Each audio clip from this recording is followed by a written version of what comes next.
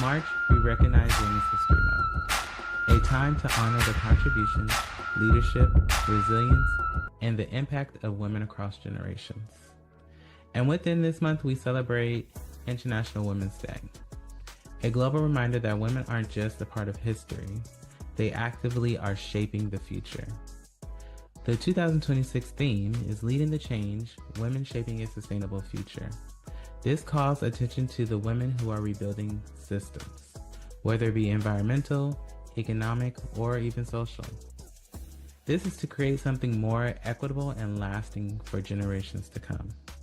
From boardrooms to classrooms, from art studios to community organizing spaces, from entrepreneurs building brands to mothers building legacies. Women are leading the change. At the Hella Chisme Podcast, we recognize that women, when they speak, culture shifts. When women create, movements grow. When women lead, sustainability becomes more than environmental. It becomes emotional, economic, and communal.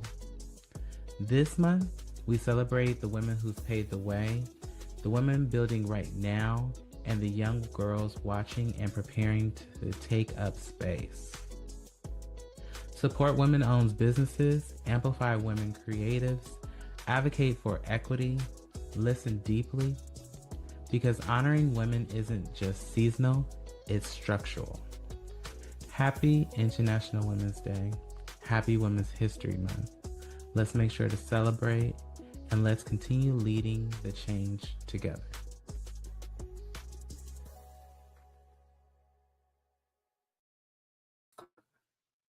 And welcome back to the 100th episode of the Hella Chisme Podcast. Oh my gosh, we made it. We here. Round of applause. I'm so excited to be back here with y'all live today. I have a full-on show ready and set up for today, but you know, I am just excited to be here celebrating 100 episodes, to have made it to 100 episodes, and I'm happy to be doing it here with y'all watching this live. So, I mean, celebrating 100 episodes, and if you know, at the beginning of, towards the middle of last summer, a lot had changed with the Hella Chisme Podcast. We had, made some shifts, done some, a little shuffling and jiving, got some things moved around. But I came back. I went on a vacation. I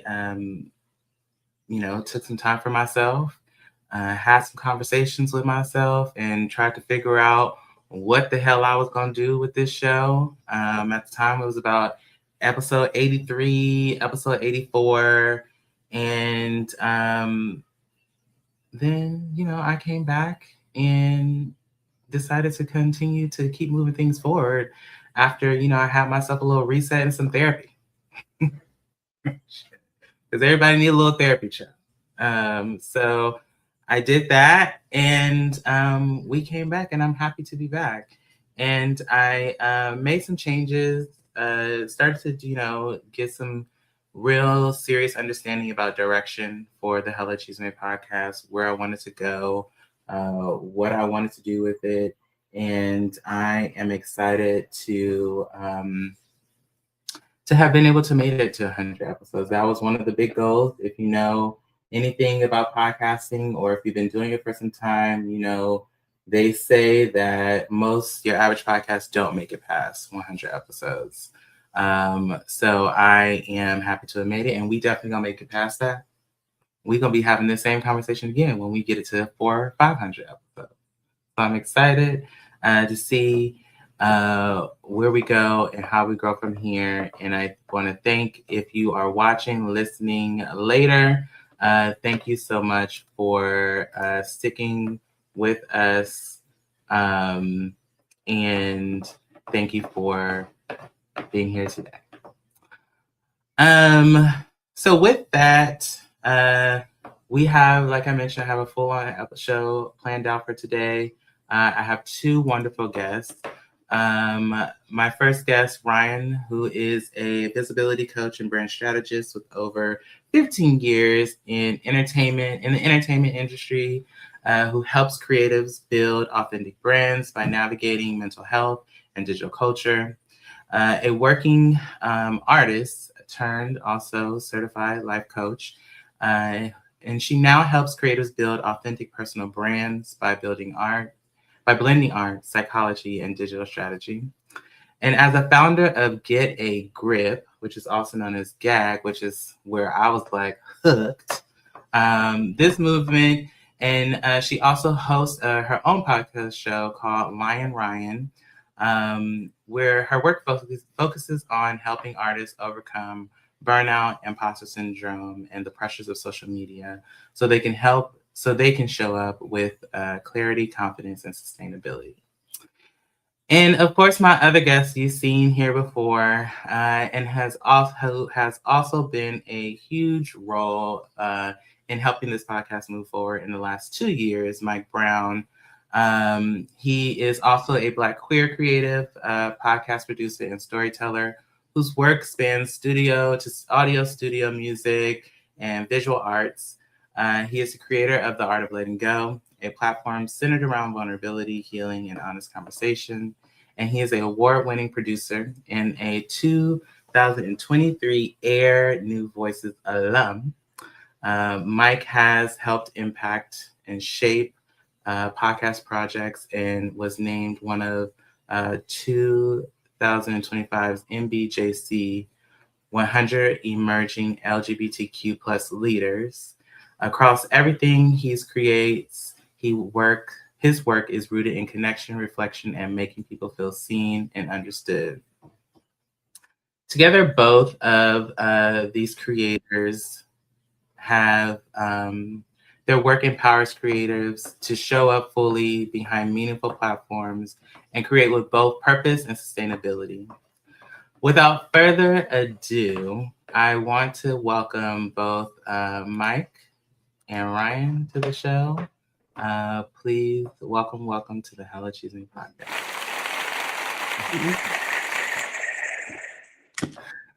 Y'all like my cheesy hand claps? I love it. Hey, hello, Chisme. Guess Yes. what? Mm-hmm. So I love that intro. It was amazing. I Yeah. can't see anyone. You can't see anyone, but they can see you. We can see they in the comments, and I have a comment box over here. Do you see a comment box on your end?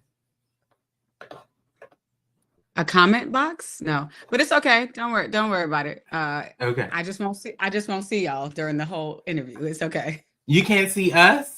I cannot see Like you me? guys.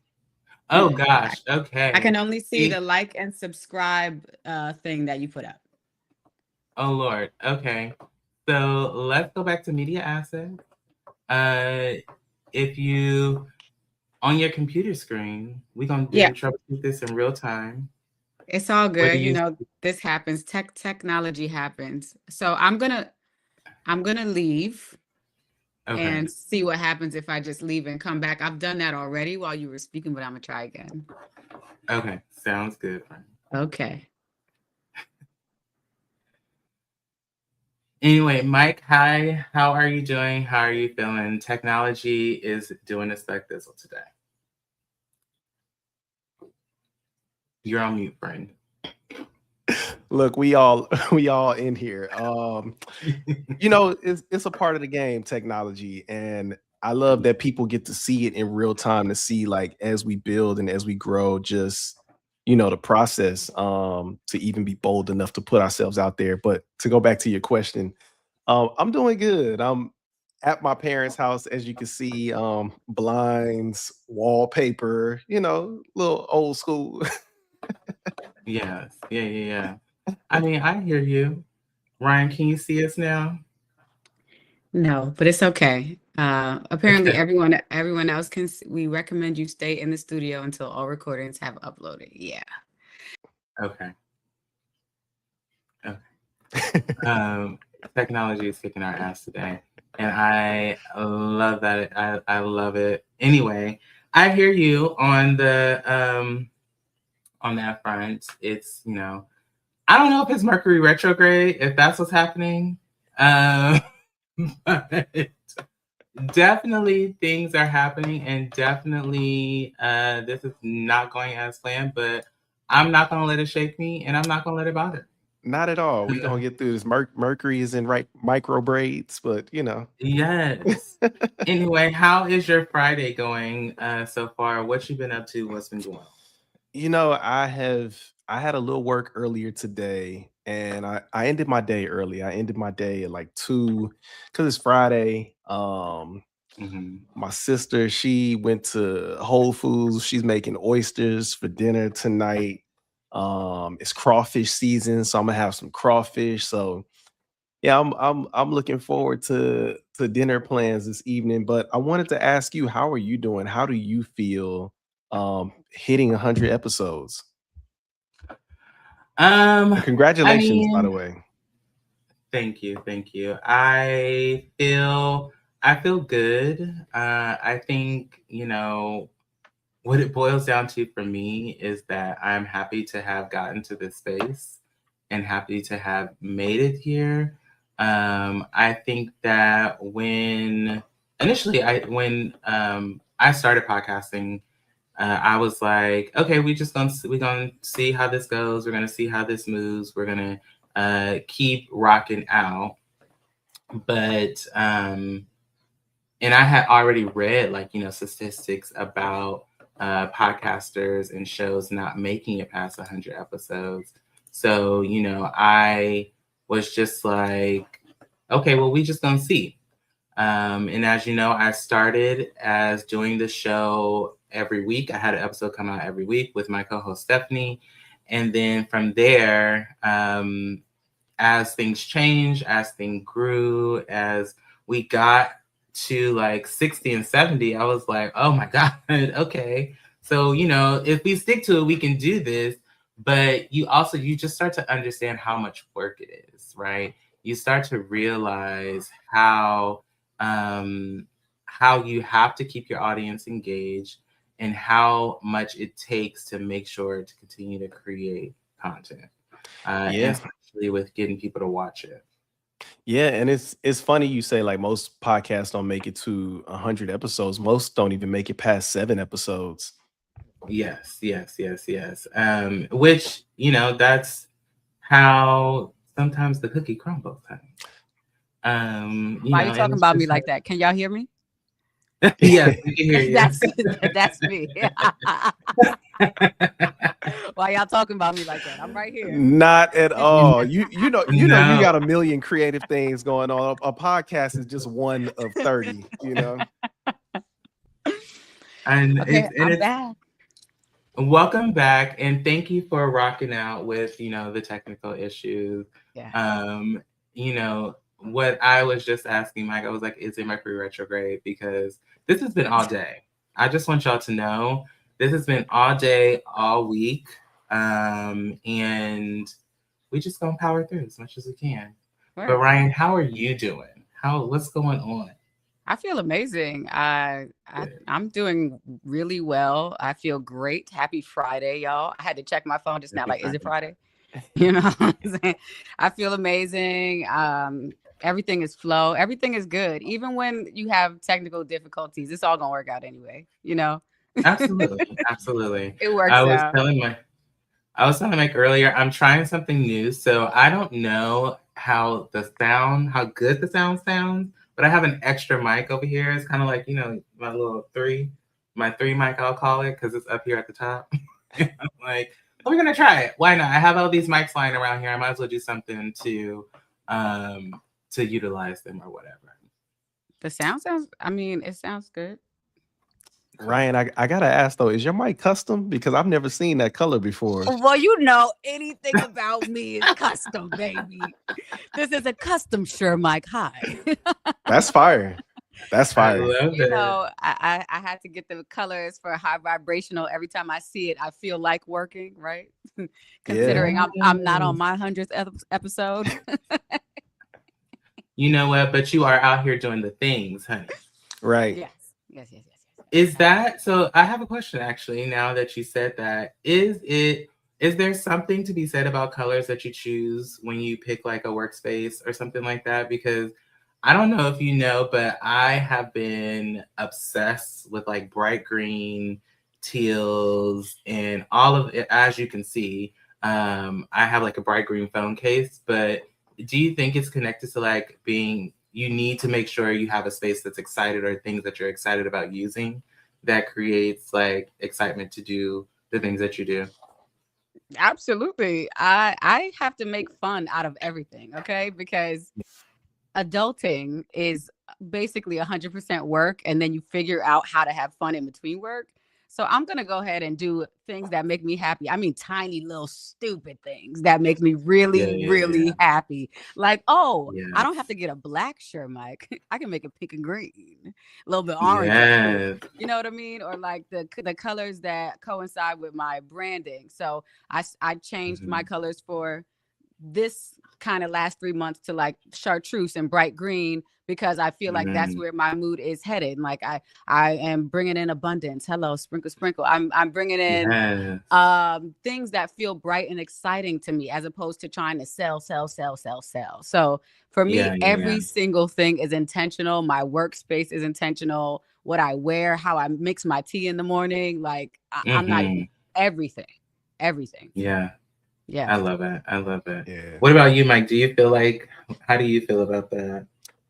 I do. I feel like I choose colors kind of based on my mood. I feel like I'm always somewhere in the range of some type of purple. I don't know why it speaks to me so loud, but that's always been a color I've just been drawn to. But I will say, like lately, so I'm turning 40 this year, and I've been drawn to more. Thank you, I appreciate that. Been drawn to more like browns and more like just earth tones for some reason. Yeah. So I guess I'm coming into it calm. Yeah. I green over the last 8 years has been very heavy into workspaces, anything that I'm creating. And I don't know why, but I've not strayed away from it. If for whatever reason, I think if it shifts and I'm just like, oh no, I think I'm changing my color, then it will happen. But it's been pretty consistent with the greens and the bright greens, and I love it. It might be a little bit of an obsession, but anyway, I'm so happy to have you both here today. I have a full-on plan for this show today, so I'm very excited. And the way I wanted to kick this off really was I was scrolling on Instagram yesterday, and I have in my outline here that Ryan, you had posted this clip, but then when I went back to make sure, because I in my wannabe journalistic head, I'm like, you have to fact find, you have to make sure that's what you put in there are facts. I was like, it wasn't there anymore. So I was like, well, did I make that she posted this? And was that somebody else? But anyway, it was a person going around and they were asking the crew, what's your job? And what do you do? And they were saying, oh, today I'm a set manager. But my 9 to 5, one of the people were like, oh, I sell merch on eBay. And, that's how I make all my money, my 9 to 5 money. And to me, I was like, oh, this would be a perfect way to start this conversation off, because as creatives, as people who need money to live, we all choose different directions in what we call our 9 to 5, or what we call the way we need to make money to get them bills paid every month, because they're not going to stop. Right. And so, for me, I'm a creative. I'm a podcaster. I design clothes. I love to be in the art world. I love to make art, and I love to do anything DIY. But my actual job is that I work in HR. I'm a culture analyst at a public agency. And, I work in program management with supporting my staff every day and making sure we're building culture. So I thought the best way for us to kick off this conversation is asking you both, how do you, when thinking about the 9 to 5 or what you got to do to make the money, and then also being able to create on the side of that. What does that look like for you, being able to hold space for two versions of yourself, whether it's that 9 to 5 or being in that creative space? You go, Mike. I appreciate that. It's funny, I don't fully feel in the 9 to 5 space right now. And I only say that because when I was 9 to 5, and it was like when I was teaching, when I was doing retail, when I was working at Starbucks, and like being fully immersed in just everything that I do creatively. Like, I mean, my main work is creative executive podcast production. And that's a long title, but the creative is so important to that because I'm not just taking what somebody is telling me and doing it, like I'm contributing creatively.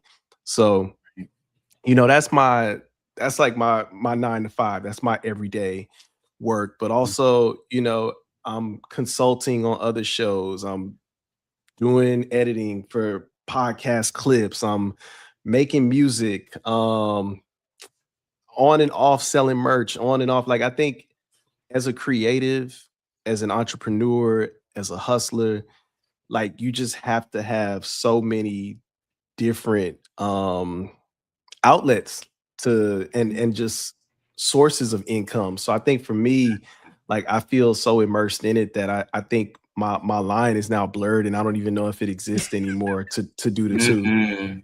That's right. Yeah. That's right. Yeah. I feel like I'm an artist for artists. So I'm always an artist first, right? And the reason why I even, after going to art school, graduating, staying in the field of music, entertainment, visual arts, creative direction, fashion, film, whatever I'm doing at the time. And then I magically pivot into mental health. I'm in the mental health space specifically for creative entrepreneurs and artists. I see the difference between art brain and logic brain a lot, right? So me being a life coach, I'm getting Ryan, I don't feel fulfilled because I do have to get up and I do have to go to this 9 to 5 every day and I hate it. And that's not how it works. And why can't I be like this person that I'm looking at on the internet, which is fake? Stop that right there. Because what you're doing is comparing yourself to things that are people's highlight reels. Like, artists are very sensitive.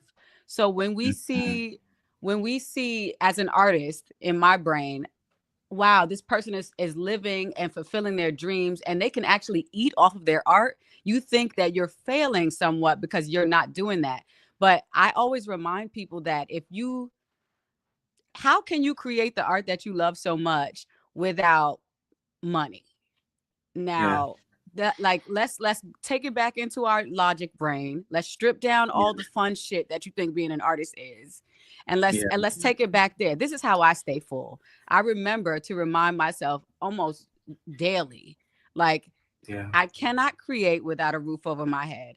I cannot eat or sustain my wellness or my livelihood without food. I need money for that.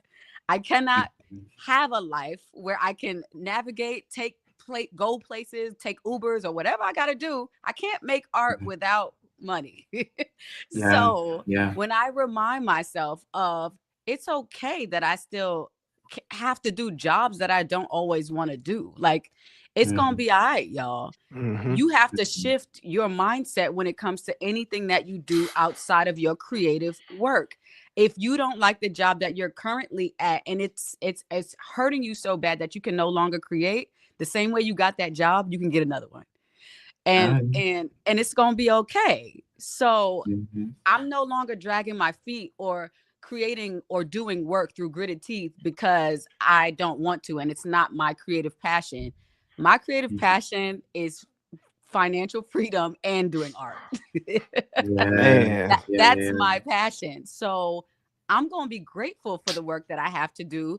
And then I'm going to be tired doing my craft sometimes.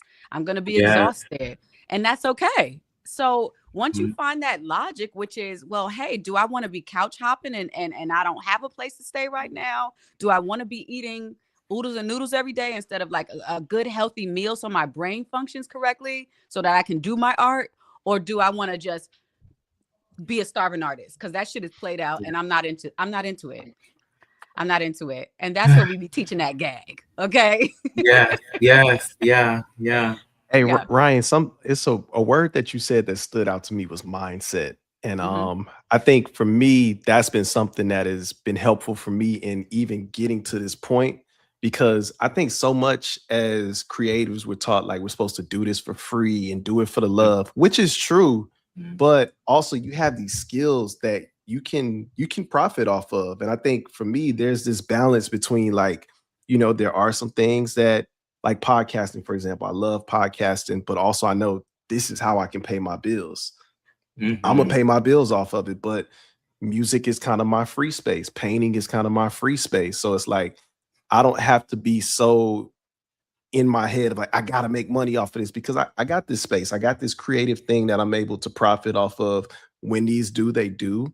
But yeah, I think sometimes as creatives, there's so much pressure on one thing to make you all your money be like just your all-encompassing thing. And I really feel like when we start shifting our mindsets to see ourselves as entrepreneurs and start seeing ourselves as not just, music producer, podcaster, when you see yourself as a full creative, like you literally can create anything, even a business. Yes. A business is an artistry. And if you can master both, if you can be okay with taking physical responsibility for your livelihood and then also be a creative, that's the sweet spot. And I was really lucky to have found that when I did, because we get engulfed in, I know everything shouldn't be about money, but at what point do you start saying, hey, I charge for that? That's okay. It's okay to charge. Like, pay transparency is a normal thing, and that is part of being a creative. That's part of being an artist. Say it. And the worst thing that they can say is, I ain't got it, and move on. And that's it. Yeah, it's so interesting. We're talking about mindset, and I've shared on the show before that when I first started designing on my own as a fashion designer, it was when I was getting unemployment checks, because I had just gotten let go from my job and had just made a decision that I was going to go design for myself and I was going to start a brand. And then a couple of months later, I finally read when Alexander McQueen had died. I read his story and learned that he essentially started his brand doing the same thing. Wow. And you just think about so many people find their path in different directions, and you start to find the similarities in how everybody has come to the space that they're in now today, or where they continue to push themselves. And it's sometimes unconventional. Sometimes they have that money. Sometimes they have it, or like you write. I get home from work and I am tired putting together these outlines, putting together, these episodes. But at the end of the day, I walk into work every day and I'm like, but with that check, that $600 about to go towards that mic that you want, and you about to have it. And I tell people all the time, let the job be your funder. You know what I mean? Like, it's nothing wrong with having a job. Like, I find like so many people like create, but then also in shame or working. It's like, nah, like if it's supporting your creativity. Now, I think the thing that some people do is get lost in the work and forget about the creativity. So it's like, just always reminding yourself that, this is here, but this is just as valuable. Right on. Yeah. So go ahead. Were you gonna? No. So I know that we've talked about the two different versions and making those decisions and how you get down the path that you want to be on. And Mike, you mentioned about the lines being blurred. I want to kind of ask, like, at which point do you feel like those lines start to become blurred, where you're just like, this is what I'm doing, and everything that I do, we are now going to try and weave into this main goal, this main focus? That's a great question. And I say that because for me, I know like 2024, I kind of hit like I don't know if I call it a rock bottom. Maybe it was a rock bottom, but I was in a place. I just moved to the East Coast. I didn't have a job. I didn't have work coming in. So I was looking for work, both in what I was doing as far as podcasting, but also looking for jobs. And I'm applying for like 5-6 jobs a day, getting denied every day. And I think my final straw was I applied to the post office knowing I didn't want to work at the post office. And I asked myself, like, what are you doing? And in that moment, I knew that I had to shift my mindset. I knew something had to change, but I also knew that what I was manifesting was bigger than, what was at the surface. Like getting a job, doing all this stuff was easy. And I remember I told my therapist, I was just like, I'm struggling getting a job. And he was like, but you said that you don't want a job. So, what are you going to do about that? And yeah, it forced me to start putting myself out there. Like I used to feel those same fears that most creators feel of like, oh, am I pricing too high? Am I doing this? Am I doing that? And my mentor, shout out to TK, she told me, she said, how many Ubers do you want to take? How many times do you want to go out to eat? How many trips do you want to take in a year? That's how you should be pricing yourself. And it showed me like, oh shit, I'm kind of pricing myself a little low. And once you start pricing yourself higher, you start hitting those like, okay, this is what I'm a little scared to throw this price out there, but I'm gonna throw it out there anyway. And when you get it and you start doing the work, it's like, oh, I could ask for this every time. I could ask for my worth every time. And you start learning more of your value. So I think, I don't know if that's answering your question. I know I'm kind of just going off because I'm really passionate about that, because there's so many times I've doubted myself and I remember I was like lowballing myself at times and people telling me like, oh, the price is too high.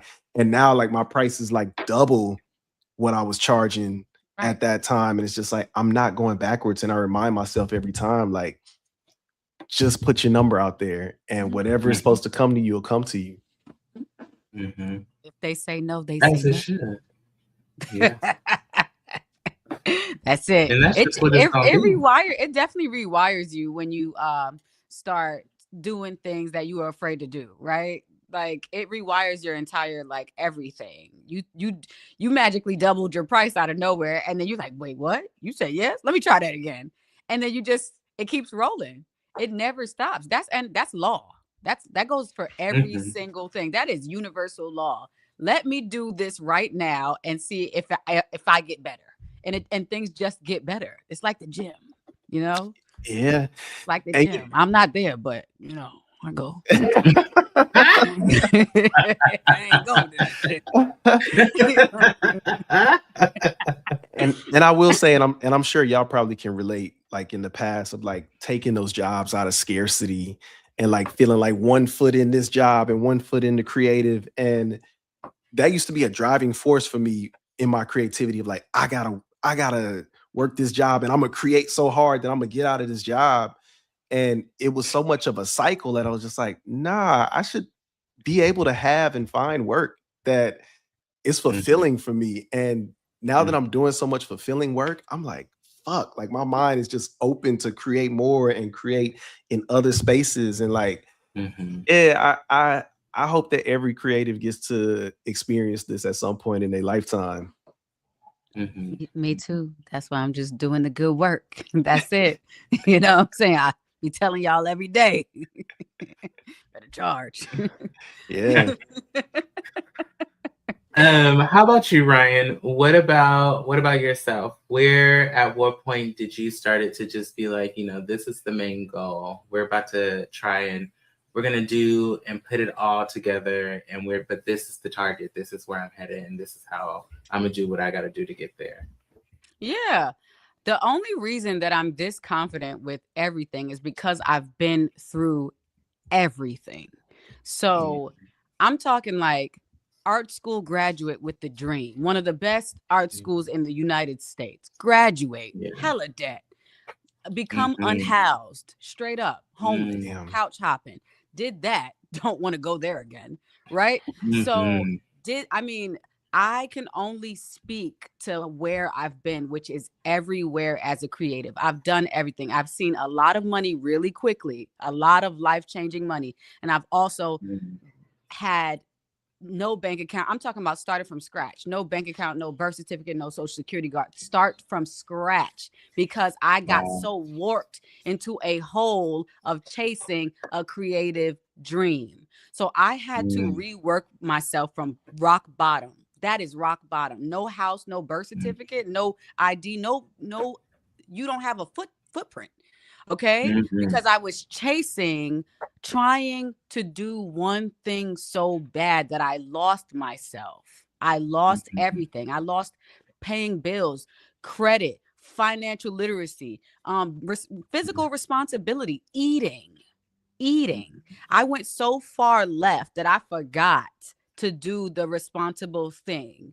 So for me, I'd say I did both things. After I got myself back on my feet, I did all the jobs that I didn't want to do. So I've worked everywhere from retail, bartending, hospitality, the service industry, dominatrix work, strip. We ain't gonna talk about that. I've done everything that you can do. I've done every single kind of work. I'm gonna just say that, okay?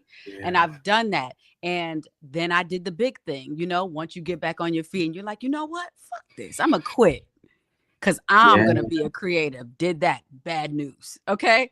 Did that. All right. Bad idea. And then I found my sweet spot. I went and became a certified. I'm a licensed tattoo artist. So I got popular in that space and I started doing a bunch of tattoos and working around tattoo shops in New York City. And I gained popularity in that way. Now I'm still a tattoo. So that's my day job. From that video you watched, that's my day job. I'll take about 2 clients a week still to this day. Okay. And I've been doing these tattoo jobs so that I can balance my creative work, which is I work in production, music, and film. And I can also do my tattoo work and nobody got to know my business. I take my clients referral only. It's not like strangers are coming into my home and they leave and my bills are paid. I tap into all of my creative after, whether I'm tired or not. I don't believe in the hustle culture. So if I'm tired, I'm going to sleep. That's a whole nother conversation. And oh no, we gonna get there. Right, because I do not subscribe. I just told y'all what I've been through. I'm not going back. I can do the best things with myself, my body, my talents, and my skill when I sleep. So I'm going to do my day job. Even if I don't feel like taking clients, I will take them because I budgeted out my rent. I budgeted out my food. I budgeted out these things that I have to pay. And then I can get crazy with my creative work. And if somebody does say, hey, Ryan, we don't have that in the budget this month. That's okay. Cause I worked this month. Okay. So I'm right. That's where I'm at. I've seen rock bottom. I've seen middle bottom. I've seen high top. I've seen everything. And that's just where I am. I just believe in not taking yourself so seriously where you think your job is going to overcome who you are as a creative individual. Right. It's going to be okay. It's going to be okay. Yeah. I got a question for both of y'all because as we're talking, realizing like just hearing your journey, Ryan, like I definitely understand that like I got this idea. This is how it's supposed to go. And it's almost like when you begin like your creative journey, you buy into this idea of how things are supposed to be. And I feel like we're in that phase of like all of us are in that phase of defining the journey for ourselves, but I'm curious, like, where do you think that idea comes from? Like, and I know for sure in music, because I started out in music and that whole like gotta make music depressed or gotta struggle. And like, where does that come from? You want to answer that first? I was gonna say, you know what? I watch a lot of TV. I watch a lot of movies, And I think,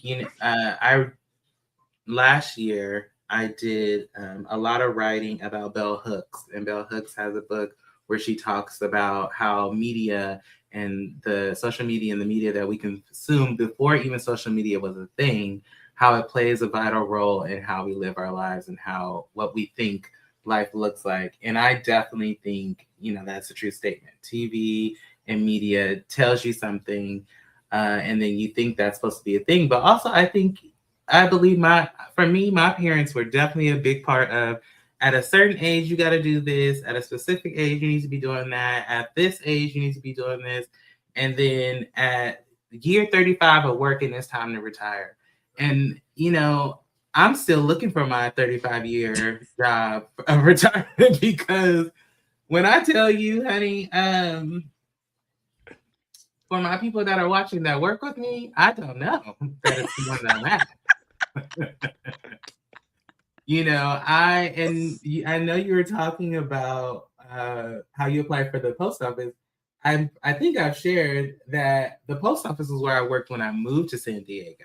When I moved from the Bay Area to San Diego, I worked for the post office, and I was for sure like, okay, I might, I can see how a postal carrier or mail carrier will be here for 15, 20 years, because it's just consistent. And every year you're getting an increase. And by the time you get to that 3-year mark, you're permanent. And at that 3-year permanent mark, at the time, if you made it to $30 an hour, you're good. But now it's almost double that. So I get it, right? But I do believe that a portion of that is what we see, and then the people who raise us on a daily basis. Mm-hmm. I agree. Society is going to tell you that there's only one way to success. And society will drill in your brain and condition you that if you make music, you have to be Beyonce. If you do sports, you have to be LeBron James. If you do fashion, you have to be Rick Owens, et cetera, et cetera. Like, society will drill it into your brain that the only way to be successful is to be some rich, famous, super pop star. And when you grow up, you kind of choose two paths. It's one or two paths. And I chose the other one. Like, hell no, that ain't it. There's no way. I don't even want Beyonce's responsibility. God bless her. All right. I don't want that. I don't want that. And you know, also, like you said, upbringing, like, I guess I didn't have like anybody that even did anything in the art industry in my entire family, both sides, like lineage. It just, there's no one successful from art. Right. So I didn't see it. But also I had such supportive parents that they were like, well, you like art, go to art school. That was a bad idea. Right. I mean, I think that was a bad call. That was a bad call for me personally. I'm not a school person. So I did not absorb the same things that my peers did in college. I don't remember college, if you know what I mean. You get what I'm saying? Some people are meant for different alternative paths, but same success. And I just feel like if I had the opportunity to get a year off and work, learn about debt and credit and financial literacy, budgeting. Yes. If I had learned straight out of high school as opposed to being pushed into college, I would have been in a different space now. So society will tell us like college, marriage, kids, rich. Right. I ain't got none of that. You know what I'm saying? So, you know, I'm rich in many different ways. I'm very rich, but not from societal standpoint. Does that make sense? Yeah. No, 100%. I mean, at 25, I just knew I would have kids. I knew I was going to be married. I knew I was going to have my first house.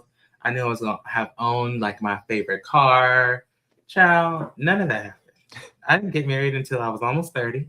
See? The house that I now live in and own is with my husband. Yeah. And, you know, we almost 36. And I didn't buy my first car until I was almost 30. Yeah. You know, I agree. It's just like, we're taught something, we see things, and we just find out and figure out through life that everything that we thought was supposed to be the thing definitely is not what it's gonna be at all. Yeah. I think the thing that corrupted my mind as a young person was probably Kanye and Pharrell, if I'm being honest. I remember Kanye saying 5 beats a day for 3 summers, and I'm trying to make 5 beats while also having a job. Okay. That's not possible. And, you know, there's a quote that Pharrell said in a magazine, and it stood out for me for so long. And I think maybe like last year I realized like, oh, this is why I used to be like just struggling, because it wasn't realistic. But he used to say like, I'm in the studio every day. I'm done with my day by 11 o'clock. And what he said, what that stood out to me was, I just focus on the music. I don't focus on the business. Somebody else does that. That's not real. That's not real. what a privilege. Like that's not a thing. That's not At a thing. All. Yeah. And who are you as a human? If you can be in the studio every single day for no reason, from like the time you wake up to the time you go to sleep, that means you already have like some money in the bank, a place to live, and maybe rich parents or something. You know what I mean? Or opposite, you just straight up don't got no place to live because you live in the studio. You know what I mean? It's one or the other. So I'm not saying, that's how I thought too. I was in the studio like that too. And once I realized like humans are humans and people mess up, and they also don't know what they're doing. Right. People don't really know what they're doing. You know what I mean? Like we're all figuring it out, and you might come across someone in your business or creative ventures that are genuinely trying to help you. Those people exist. Yeah. That's my ecosystem now. Like the people who I'm attracting now, since I've centered myself and grounded myself creatively, mentally, spiritually, now shit is good. Because I have that big boundary up, that big, what you talking about? That don't make no sense. I'm not doing that. That stuff. Yeah. So, creative people, we are the best, but we have to go through so many stupid things, so many dumb things, and until we find that nice area, like that sweet spot. That sweet spot. Hold on. It's great. Yes, I agree with you 100%. I think, I have time to really get to my sweet spot for creativity again with podcasting. I made a lot of decisions when I moved to San Diego, because again, we got to live, we got to make money. I got to support myself and now, my partner, and us have to support each other. So, there's decisions that have to be made, and you have to say, okay, we're going to put some things on pause, but we'll come back to it at a later date. I want to ask, before we move into the next portion, is what is one thing that you all have had to maybe let go of to get to where you are now today, and to kind of get to that like moment of, okay, we good here?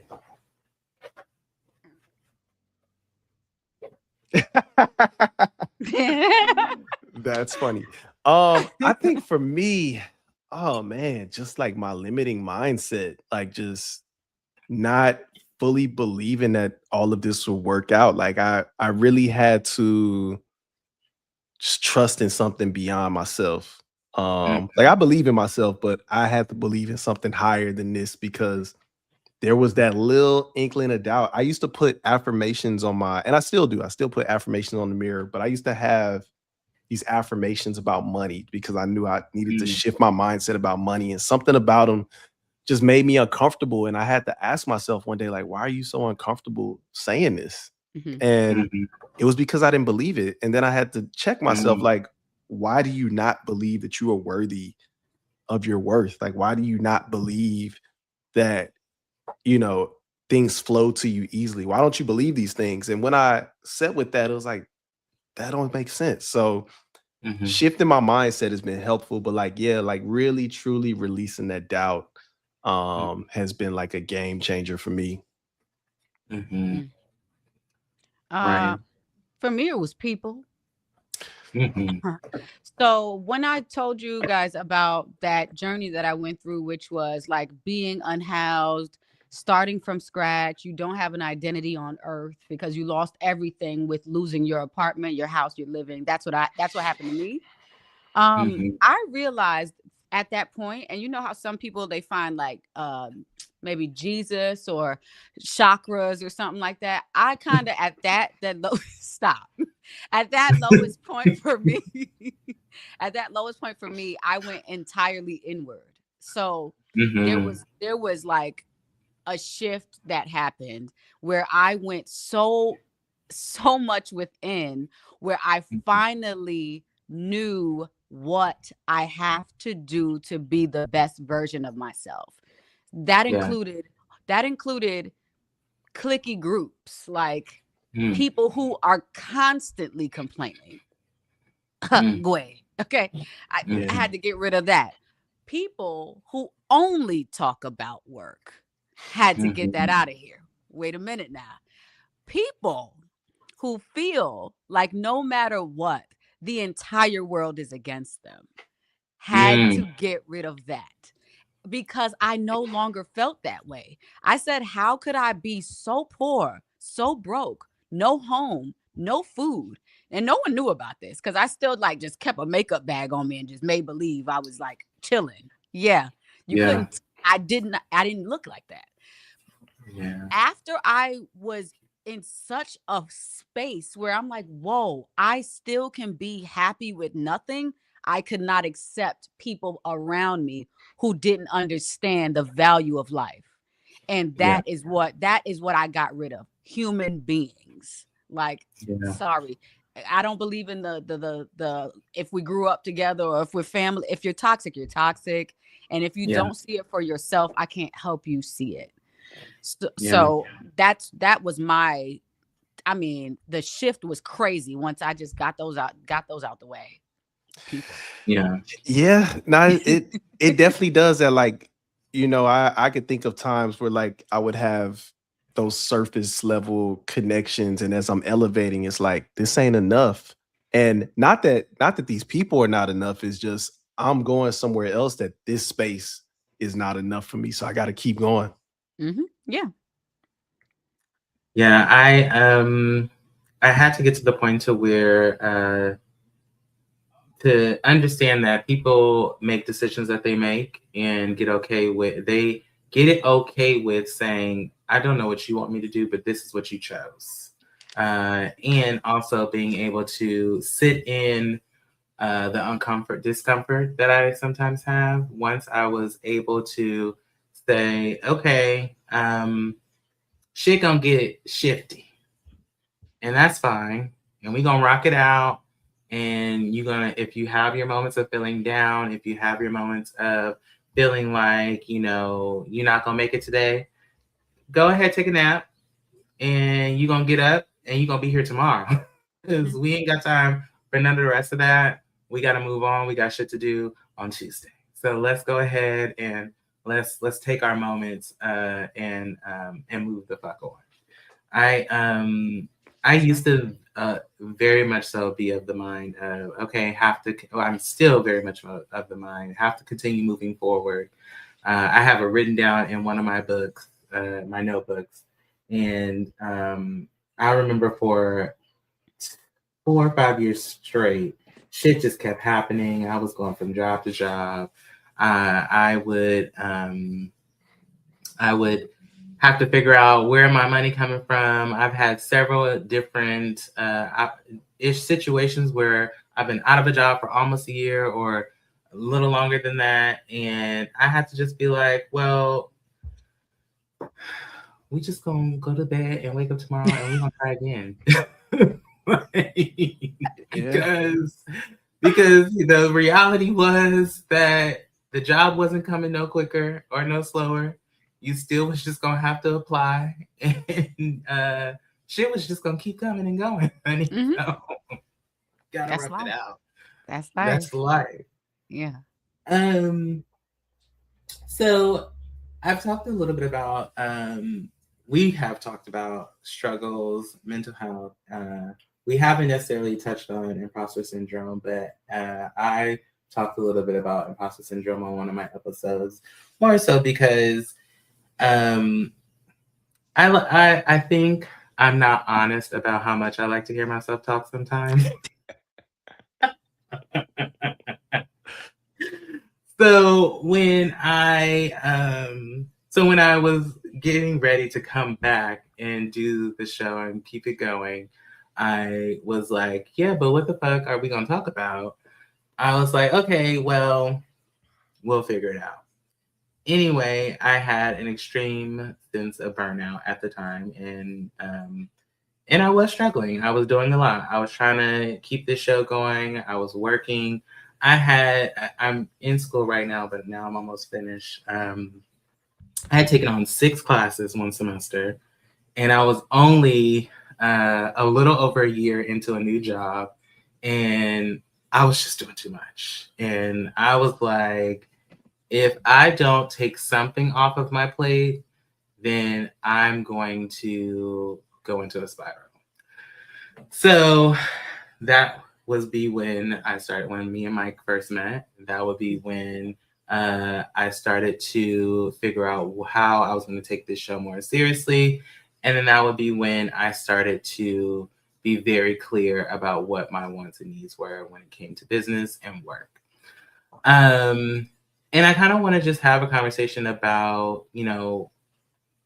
when you have felt or feel burnt out, what are some of the things that you recognize for yourself, and kind of how do you work through some of those things? Ooh, I'm interested in hearing your answer, Mike.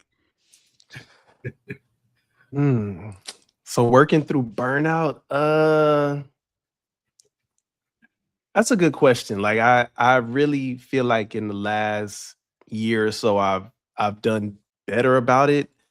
Because I used to just burn out and just not be able to do nothing for months. And I think I really just follow the flow of my feelings. Like if I'm feeling myself not feeling something, I kind of give into the feeling, and it'll give me that space to get back to where I need to be. Yeah, that's probably the clearest for me. Mm-hmm. Yeah, you saying giving into the feeling is like surrendering. So you let your body know, and you let your nervous system know that it's okay. Mm-hmm. And that's pretty much, less, yeah, and that's less burnout. That's less burnout, and that's the key right there. That's it. Because if I sit here and tell y'all, I ain't gonna hold you. It could probably be a nervous system response, or it could probably be a trauma response. I don't feel burnout. You get what I'm saying? Because it might be that, well, what if you always burnt out, girl? But what if burnout? But what if my burnout life looks like this? You know what I mean? So I tap in as much as I can. I really do. I tap in as much as I can. I do the work as much as I can. I check in. I ask myself how I'm doing. I'm doing my somatic stuff all the time. Like I'm breathing through everything, but it's not from a place of, well, just breathe because you're about to die. It's not like that anymore for me. I think I reached some sort of switch where I can control this. Yeah. I can control this. I can control this. If I don't want to do it, I'm not going to do it. Yeah. And then how do you get burnt out if you don't do it? Now, you know what I mean? Yeah. So, but also a lot of people believe that burnout is overworking, when burnout is doing the same thing over and over again with no results. Okay. Yeah. Okay. Yeah. So if I'm trying, I am trying over and I'm not being seen. I have no results. I can't I can't get it. I can't get, let's say, a grant. I'm trying over and over again. Or check this out. I could do this. Lion Ryan podcast. Bitch, I'm on season 3 twice. How I'm on episode 1, season 1 for the 3rd time? How? Now I'm gonna let you know right there. I could feel that burnout. I could. I'm not going there. I'm gonna try again. I'm gonna try again in April, because what did I lose? Who's watching? Because I wasn't consistent, there's no audience. Let's be real. I did that to myself. So who can I be mad at? Oh, there's the solution to a lot of what would be burnout. A lot of music artists have burnout because they have no streams. They keep producing music. They make music videos. They got no views. Well, if we go back and see what we did to not have any views, were you consistent? Did you put out enough content? Are you dropping too many singles at once, confusing the hell out of your audience? Are you doing these things? Because this all matters. So my burnout, like I said, I can't say I am perfect, but I just don't believe it's there, whether it's a trauma response or I just found the hack, which is this your fault anyway. So. That's hilarious. I'm not playing about my body this year. That's real. Yeah.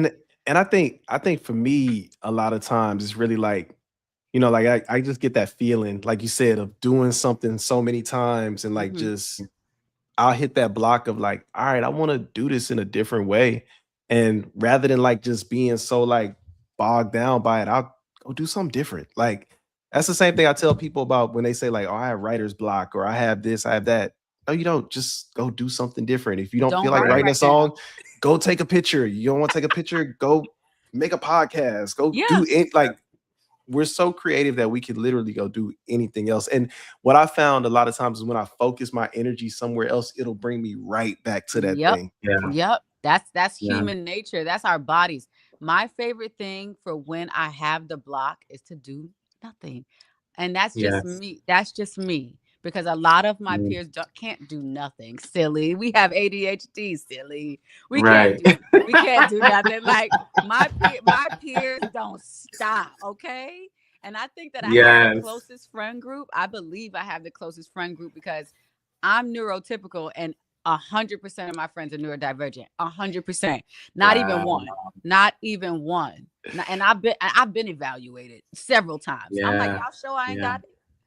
I don't have ADHD, but my friends who do are like magical geniuses.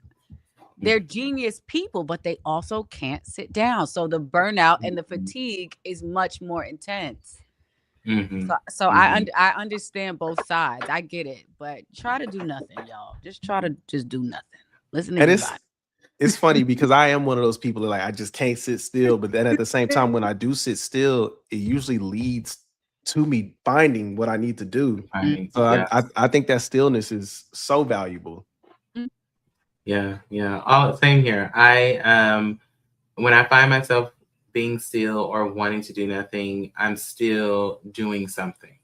And like recently, I was telling my therapist the same thing. I said I have writer's block.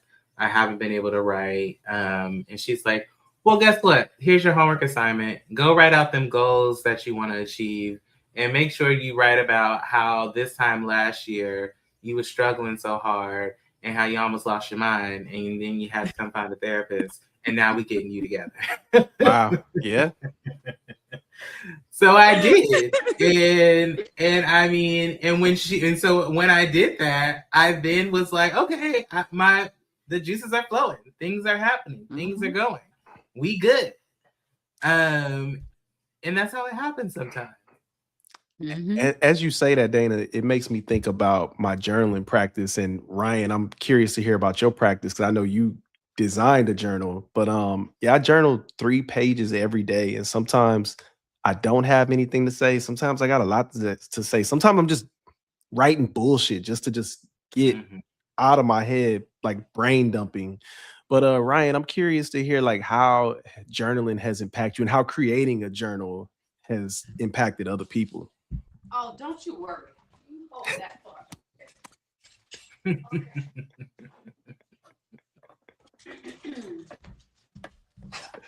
So, I love journals. Speaking of journals, I sell this journal on Amazon.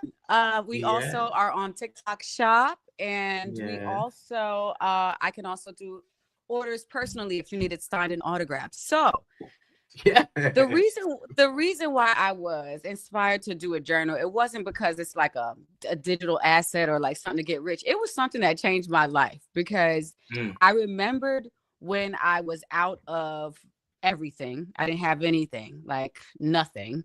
The only thing I had was a pen and paper.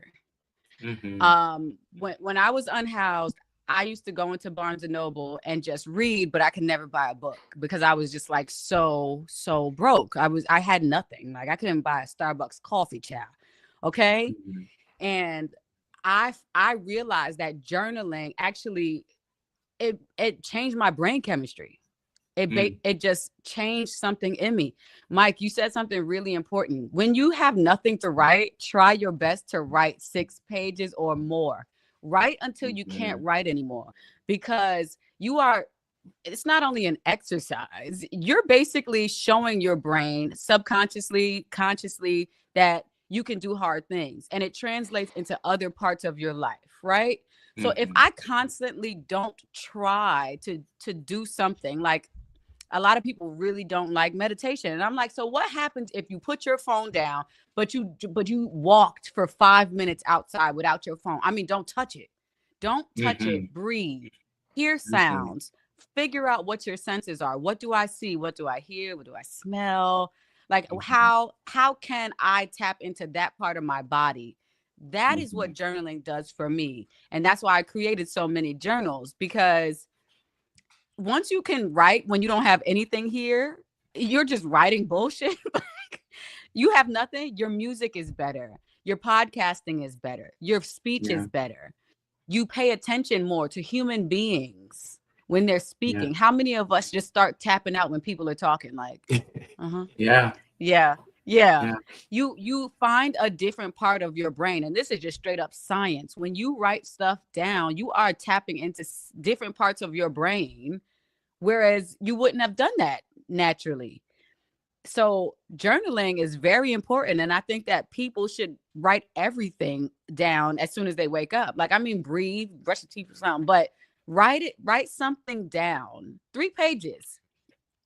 And that's in that book, The Artist's Way. That's in that book. Like they say, don't stop writing. They said 13 pages or something like that. Just 1 page a day for me when I had nothing was how I was able to stay here on this plane. It kept me here. It reminded me that I'm capable of all things. And sometimes I go back to those old journal entries and I can't believe where I'm at right now. I can't even believe where I am. I mean, and I was thinking so small. You got to think big, bitch. Yeah, you got to think big. Yeah. I had no idea. You got to think big, bitch. Okay. When I was journaling back then, I look at it sometimes. I still keep some of these pages. Some of them I had to throw out, but one of them was like, I will have $3,000. I will have. Yes. I was even doing it wrong. I was journaling wrong. You know what I mean? Like I had no idea what I was capable of, but that was my start to self-healing, self-development, spiritual awareness. You know, like that was my beginning. So journaling is great. If you guys want to pick up a journal, it's everywhere. It's called Get a Grip, The Overcoming Imposter Syndrome and Creative Dysphoria for the Creatives. Absolutely. We're gonna put it in the description box when we release the audio episode for sure. Because we are all about everybody about to get their money around here. Y'all play too much. No, I'm dead ass. I'm like, everybody about to get a piece. Yeah. I'm gonna do as best as I can. Play it around, you know. They know how. No, I just love what I love about journaling though too is that even on the days when I ain't got shit to say, like Mike was saying, like I just feel like we just gonna doodle a little bit. Even that, like, you know, I do think it is a bit of a mind. It's like a trick you play on your mind to be able to just keep it flowing, to be able to do something, to be able to get your thoughts on paper. I do the same thing. I go back and read some of my entries, and then I burn the book. Because I'll be like, oh, no. Yeah. But I also think a part of that is how manifestation happens, because you burn it and it goes out into the atmosphere. Mm-hmm.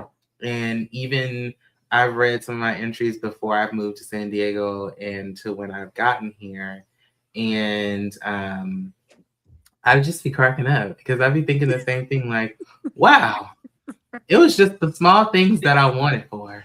Mm-hmm. And you don't even realize how you've manifested and put yourself into the place that you are in today. And like how you've written it out, you've planned it for yourself. Even though you weren't as descriptive as maybe some folks would say you should be, you still were able to kind of put it on paper and say what you need to say to be able to move what you wanted to move forward. Mm-hmm. So I kind of want to talk a little bit about creators and kind of the content we consume on a daily basis. We as people, we are always scrolling. We're always seeing things. We have our favorites. We have our people that we consistently watch. But in the grand scheme of talking about burnout and kind of when we see our favorites start to maybe fall off or not be consistent, what do you think are some of the pressures that creators feel when it comes to trying to consistently hit that algorithm or trying to consistently keep it going or keep the audience? And do you think it's burnout, or do you think it's just something where there's so much pressure to stay on top all the time? What are your thoughts? Let's go, Mike. As you asked that question, what came up for me was I think that so many creatives are also consumers. So a lot of times people put the same pressure on themselves that they put on their favorite artist or whoever. Like, you ever notice like when an artist is evolving or they're doing something different, people are like, no, but I want this version of you. And some of us as creatives, we do that to ourselves, which is crazy. But you see people that are shifting other places, but they feel like they have to stay tapped into this one thing. I remember for me with the podcast, people kept labeling my podcast a mental health podcast, which is beautiful, amazing. But also I'm on this creative journey that like is so much deeper than just mental health. And I remember having that feeling of like feeling like I needed to be confined to creating this, and it just wasn't in alignment. So I started doing something different. But I think sometimes people don't have that awareness to follow the feeling, and they just get stuck in boxing themselves in as opposed to like, creating the box. Yeah.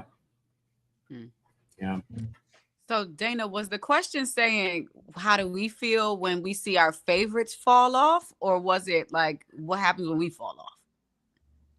Yeah, I mean, it's a two-pronged question, honestly.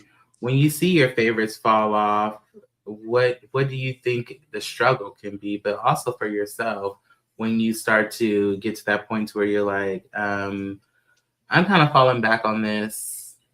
What do you think it is? What do you think comes up for you, or what is the first thought that comes to your mind for those types of situations?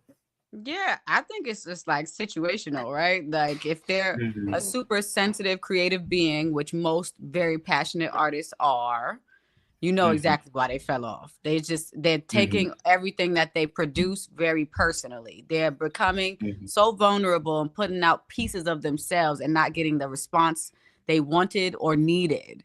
That's artist brain, straight up. For me, if I fall, I ain't got the time. Like for me, I'm not that deep, like I am an artist person. I swear. It's just, I just know both sides really well. And if you see me not doing something, it's because I physically can't do it. So for like, let's say example, Lion Ryan podcast. I filmed a podcast right here, right? Like the sign is up here. I'm covering the sign right here.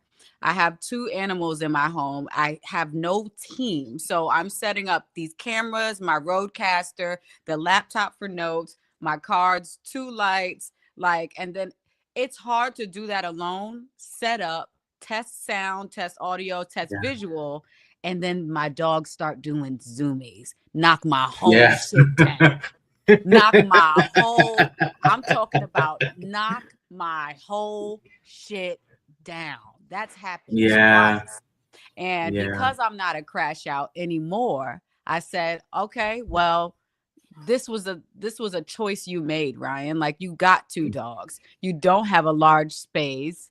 You are filming from home. You can't afford a podcast studio, right? Yeah. So I'm doing everything myself. So I was like, I'll do this when I feel like it, because I physically couldn't do it.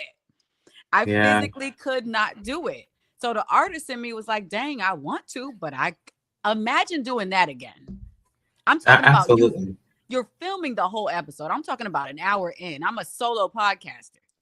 Yeah. Animals knock the whole setup up. Okay. So that's you just never know what people are going through in their back end. Like, you just don't know. And I would say if you have a favorite that you're watching, like, you know, know that people go through things. It's okay, whether it's mentally, in my case, physically. We go through things. So it's much easier for me to set up my smaller camera and do these get a grip videos every day, as opposed to set up my larger setup and film an hour and a half long episode of Lion Ryan, because the dogs ain't having that. You get what I'm saying? Yeah. So I don't get too down. I don't get like messed up when creators are inconsistent. Inconsistency is part of life, you know? Yes. It's part of life. And if you're judging someone because they didn't show up the way you want them to show up, you should probably get checked out, because like, why are you on them like that? You know? So I'm not too harsh on myself anymore. It's going to be okay. Try again. Try again. If you ever seen your camera and $200-$300 lights on the floor after filming for an hour, and then you lose all footage and sound, it's okay. Oh, gosh. Yep. Just try again. Yeah. Just try again. Just try again. It's gonna be okay. I mean, 100%, 100%, because I've been there, all those places. What was it last month, Mike, where I lost all the content? Yeah. I had to re-record the entire episode that I recorded back in October. And so imagine for February release. For February release, imagine me thinking I'm so cute, so organized, up in here just, we gonna clean out files, we gonna, get this organized, put this there, only to get ready to come back and be like, oh my gosh, where is this file? I recorded it on this date. Then to be like, oh my gosh, it's gone. Emailing Zoom like, girl, I don't know what to tell you. Your files ain't here. they sure enough said, sir, your files are recorded to your computer every time you do a Zoom meeting. So if you don't see them, it's because you don't. Yeah. And I said, oh, you didn't have to read me like that, but okay. Like, I guess you're right. Sure enough, I ended up accidentally deleting them and had to re-record the entire episode. Yeah. And so I feel you, and that was the point. That's the point of the question, right? Is like, I think in today's world, and what I see a lot happening on the internet and in media, is that folks get so hard on their favorite celebrities, on their favorite content creators, on the people that they love to see consistent. But I think what also it starts to revolve around is, you can't put your happiness in somebody else's hands, and you damn sure can't do it for people who are on social media. That's not where you get your happiness from. It's a little bit weird, but yeah. And Ryan, kind of going back to what you were saying, I think people put so much pressure on these creatives because they don't want to take control of their own lives. Like, that's right. Because if you worried about me, how you doing in your own life? And what's going on? You in them shade room comments way too much, okay? Way too much. Way too much, okay? I know you at work. You were on the clock, okay?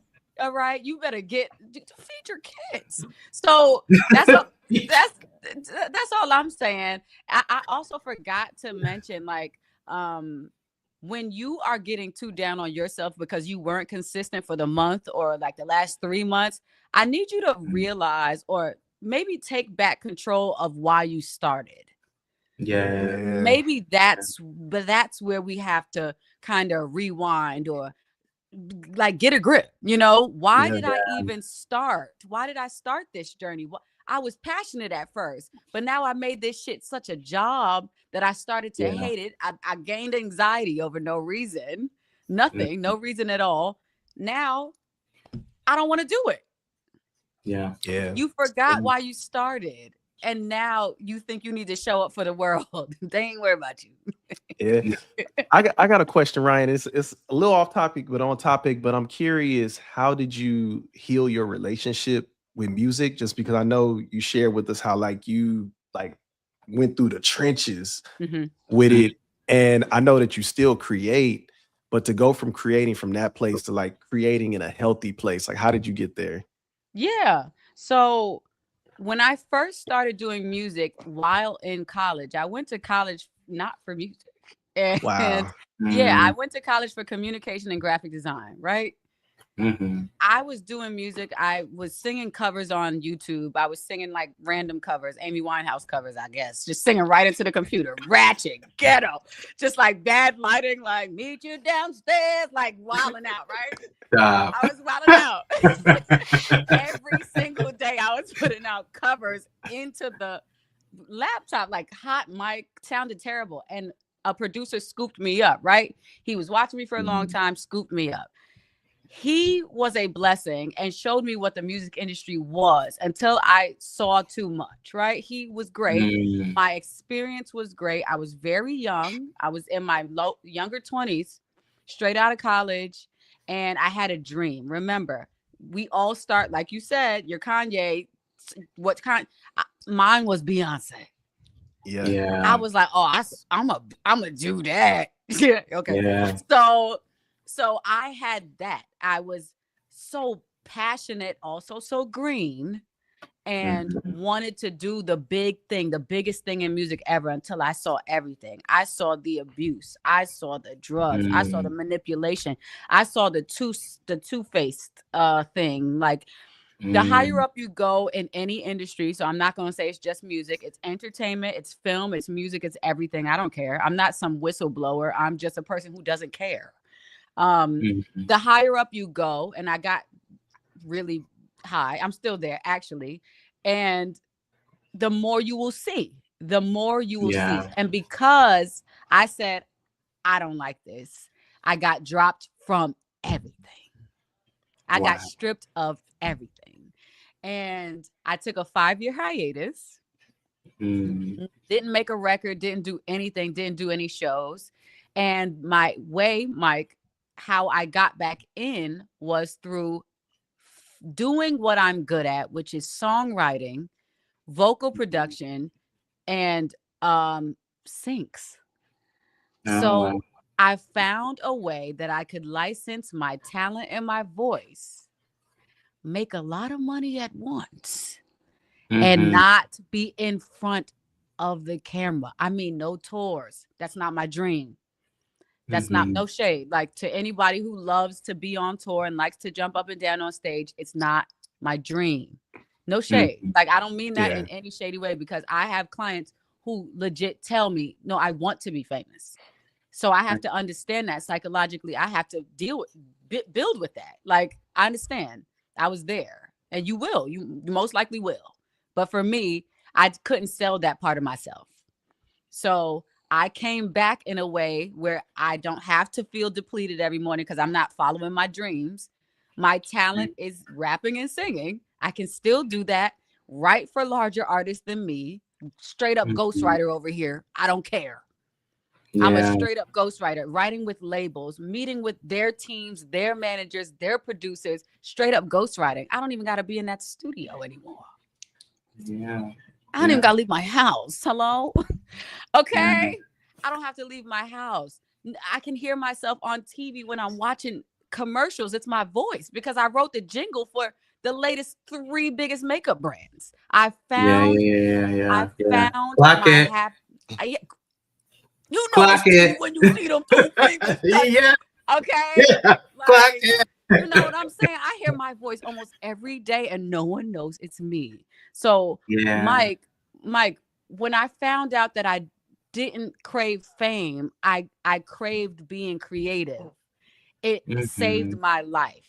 So I found my happy space. It wasn't fame. It was not validation. It was, I just want to do what the fuck I'm good at, please. And I don't want to do all the other things that come with it. So I found my way through research, a lot of practice, basically Googling the people who can get you into the movies. What is a music supervisor, kids? You know what I mean? Who are the people's titles that are taking submissions for jingles when it comes to a Kit Kat commercial? Those people have jobs. I forgot about that. So once I started finding emails, you should be submitting every day. If you're like me and don't care about being famous, you know. But through this work, I mean, I've gained so many connections to people who are amazing, just good-hearted humans. It's no longer a competition. It's no longer like, no, I gotta be more famous than you. There's no more like ass kissing. There's no more of that because I'm behind the scenes and my music is still out there. So if you care about making money in the field and it's creative, you have to chat GPT it or something. How can I, like, I don't know what to, how can I make money as a musical producer? You get what I'm saying? But you have to think outside the box. It's not always about you being Kanye. Right. Yeah. You know? It's funny. I have, while you're talking, the first thought that I think about is some of the artists who you would see going really, really hard for a period of time and then they disappear. Then they come back for a period of time. And then you hear kind of the same thing of, well, I decided to start writing behind the scenes. I just started to do work on projects with these people. And I started to do this with that group. And I wonder, is that the same conversations that they're having with themselves? Or is that the same kind of breakdown that they're having is, this is what I'm going to do, but I want to do it this way. I don't want to be on the stage all the time.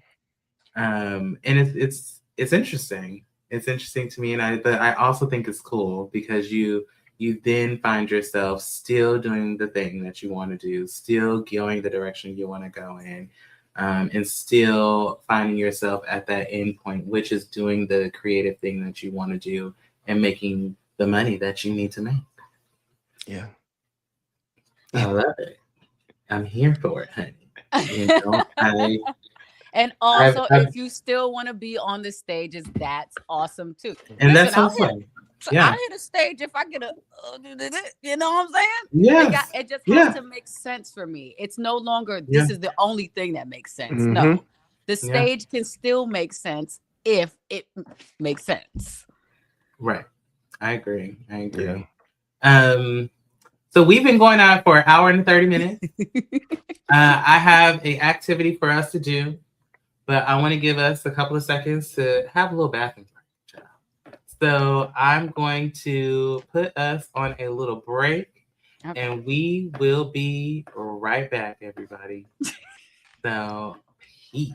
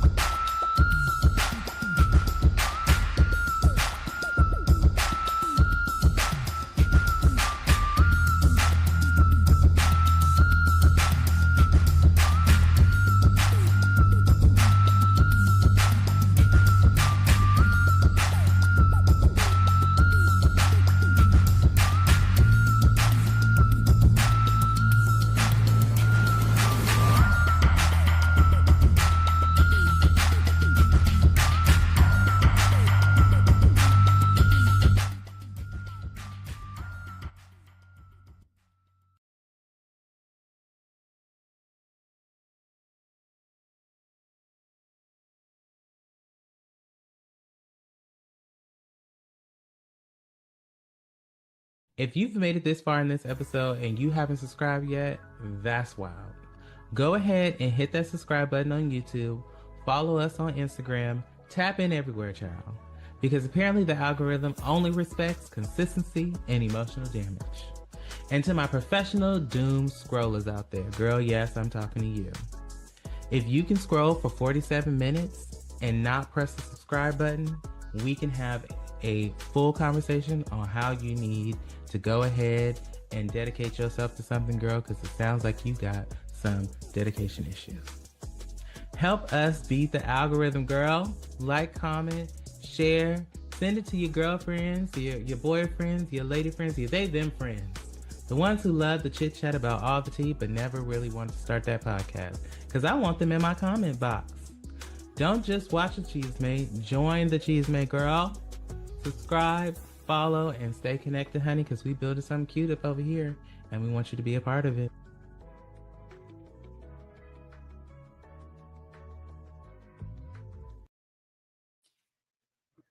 And we are back. What a lovely conversation we've been having here, everyone. I am finding myself very full, honey. You know, it is, we've been talking about some things. We've been going through some things, and I love it. If I haven't thanked y'all yet or before, I'm so thankful that y'all chose to come and hang out with me this afternoon. Well, evening for y'all on this Friday. So I do want to say thank you. And yes, I will thank you guys again at the end of the show. But it's just been fun. It's really cool. I love having these types of conversations. And really the big goal for me today was really just to talk through all of the different things that come up for creatives and artists and folks who are doing something to be seen by other folks. Because I think what's important to me is that we all go through some shit. And we all have been through some shit to get to where we are today. And I don't think people, I don't think that is talked about enough. And I don't think people accept that as a response enough from us as creators and as people who produce things to be able to provide for the world to see, listen, use, or hear.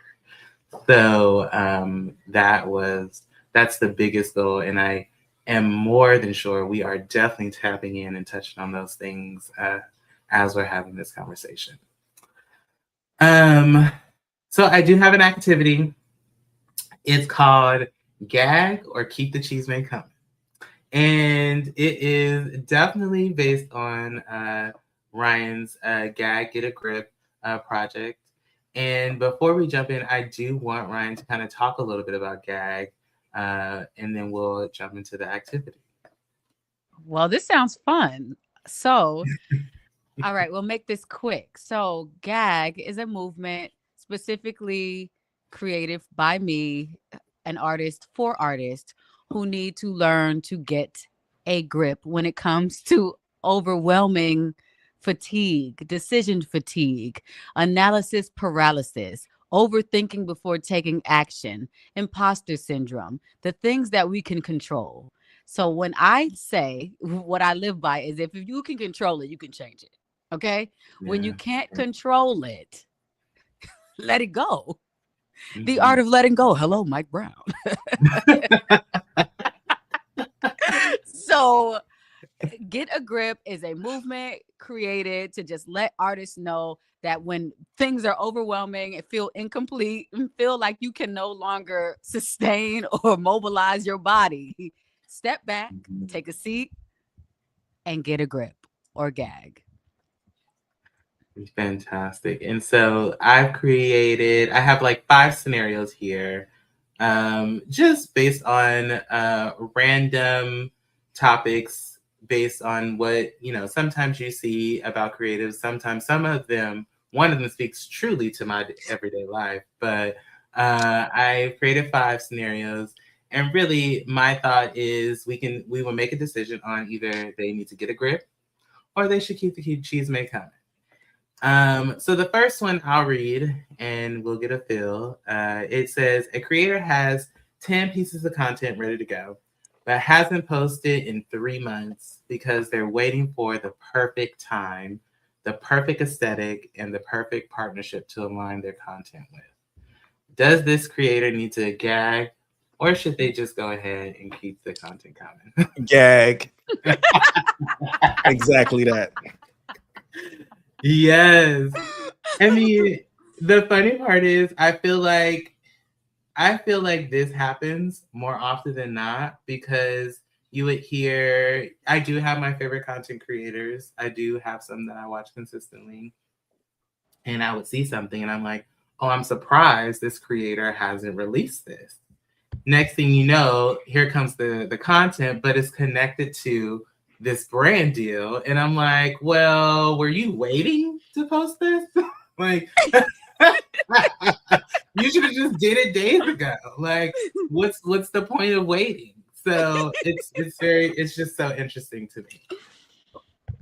So that's fair. I mean, the brand deal is fair, but like having the content ready for me, I'm like, shit, you ahead of the game, because it be days where I just don't want to do this shit. So if you got that many pieces of content ready, get a fucking grip and put that shit out. Right on. Right on. Yeah. Dana, you are harsh, okay? You are a harsh critic, okay?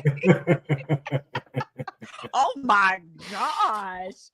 I get DMs sometimes like, where's the talking head videos, girl? I'm like, girl, you try setting up in this house. Like, child, please. Listen, I have a spreadsheet. It be people and like the only reason that I can even move the things through is because of this spreadsheet and the dates. I'm like, I don't have the perfect time is the date that I said it's due. The perfect time is like, please just post the thing, because you don't know what the algorithm's gonna do, y'all. You don't That's know. Right. You don't know. And sometimes with the brand deal stuff, with the larger creators, like the 1 million, 2 million followers, girls, they sometimes have contractual obligations. So they sometimes can't. But for the little 60K girls like me, put it out. Put it on the. And I love that you said that about the algorithm, because it's been a few times where I've been like, oh, I love this video. This the one. You get that 2 likes on it. You're like, what the hell? Yeah. This shit was good. Yeah. That's why I'm telling you, y'all better take your emotions out them posts. No, you're absolutely right. Yeah. Take your emotions out of your post. Keep it into the work. The social media is just the extender. It's just like the extender of the work. The work is the work. You get what I'm saying? You're absolutely right. You better take it easy on yourself and get a grip. Yeah, I mean, I just told y'all that TikTok just started recognizing that I post. And I've been doing this for almost 3 years. And I mean, just out of nowhere, I was at work one day and it was like, oh, you got 50 new likes on your video. I said, 50 new likes? And I didn't even pay for it? Like, I didn't pay for promo? Wait, what? Like, what are we talking about here? That algorithm will do its thing out of nowhere. That's why I'm like, if you did not get any traction on your post, please know that the algorithm sometimes will go to your post from last month and somehow push it out. Somebody saw it. So please post and don't look at them numbers too much. You're absolutely right about that. And it's funny, like you said, you don't know who's watching. Like, it's opportunities that I've gotten off of like these 1 or 2 like videos from somebody just liking the aesthetic and being like, I want to work with you because of this. So keep putting yourself out there. All right. And don't let people like Dana bother you when you fall off for a month. Don't let Dana bother you. Like, what is you doing? Are you busy? Like, what's happening here? Okay, so the second scenario is a creator starts shifting all their content to trends so they can continuously get the viral moments. Their numbers are going up, but their content is no longer feels like them. It has become all about just creating a moment for numbers. Do they need to gag, or should they just keep the content coming? Keep the chisme coming. I say it depends on the creator. If you are that creator where you want to go ahead and make a quick bag, go do those trends, girl. Yeah. Like do all that. Like, do that, do all that. Like, you know what I agree. Like that's what I you agree. Do. You know, that's hilarious. If that's the type of creator you are and you need that coin real quick, girl, go do that. Like that's up to you. And I say, as long as it feels good to you, like if you're doing stuff that don't feel good, then you need to check yourself. But if it's fun and it don't feel that serious, go for it. That's right. Yeah, I agree. If I had more time and like I could do this consistently, I would do like Mike. I've done a couple of unboxings. I'm about to do another one. And I like that, but that's also because I love the shop. So, it's like, why not utilize the fact that I like to spend money and put it on social media? Be like, you definitely should. Let's talk about it. You should. And I will tell you should definitely talk to Ryan off camera, because she gave me game on the TikTok shop. So as you're doing the unboxings, if the stuff is there, tagging it, selling it. Yeah. Yes. No, I'm here for it. And I feel like I also realize there are people who do selling lives where they're making a ton of money off of people just clicking the links and etc. Yeah. I mean, but again, it goes back to what I was saying earlier about, going live every day. It's just, I'm like, gosh. Well, do 3 days, Dana. Are doing it. Do 3 days, Okay. Try it. See what happens. You have your favorite bag and it's on the TikTok shop. If it's on the TikTok shop, you go live and you just talk up, and then you tag the bag in the little orange cart. You just have to talk about the bag for about an hour. And then and people just buy. I collect for no reason on TikTok. Just for no reason. I love that. Okay. I got everything from gut health pills to it's a hair growth magical pill. Yes. Like there's just things there for no reason. And even when it's not about the money, I'm just like, this is kind of fun. Like, it's just a little bit fun. Even when you don't have the time. If you don't have the time, just don't do it. But it is an extra way to make money. No, I mean, so Mike in his head is talking about me because he's already had these conversations. And he's already been like, he's like, if your audience is engaging with you live, then you need to fucking go live. Yeah. And he's right. And it's just, I just need to sit my ass down and do it. And it could be as simple as just doing it like right now. No one's home. Or last night. I could have went live last night. But I agree.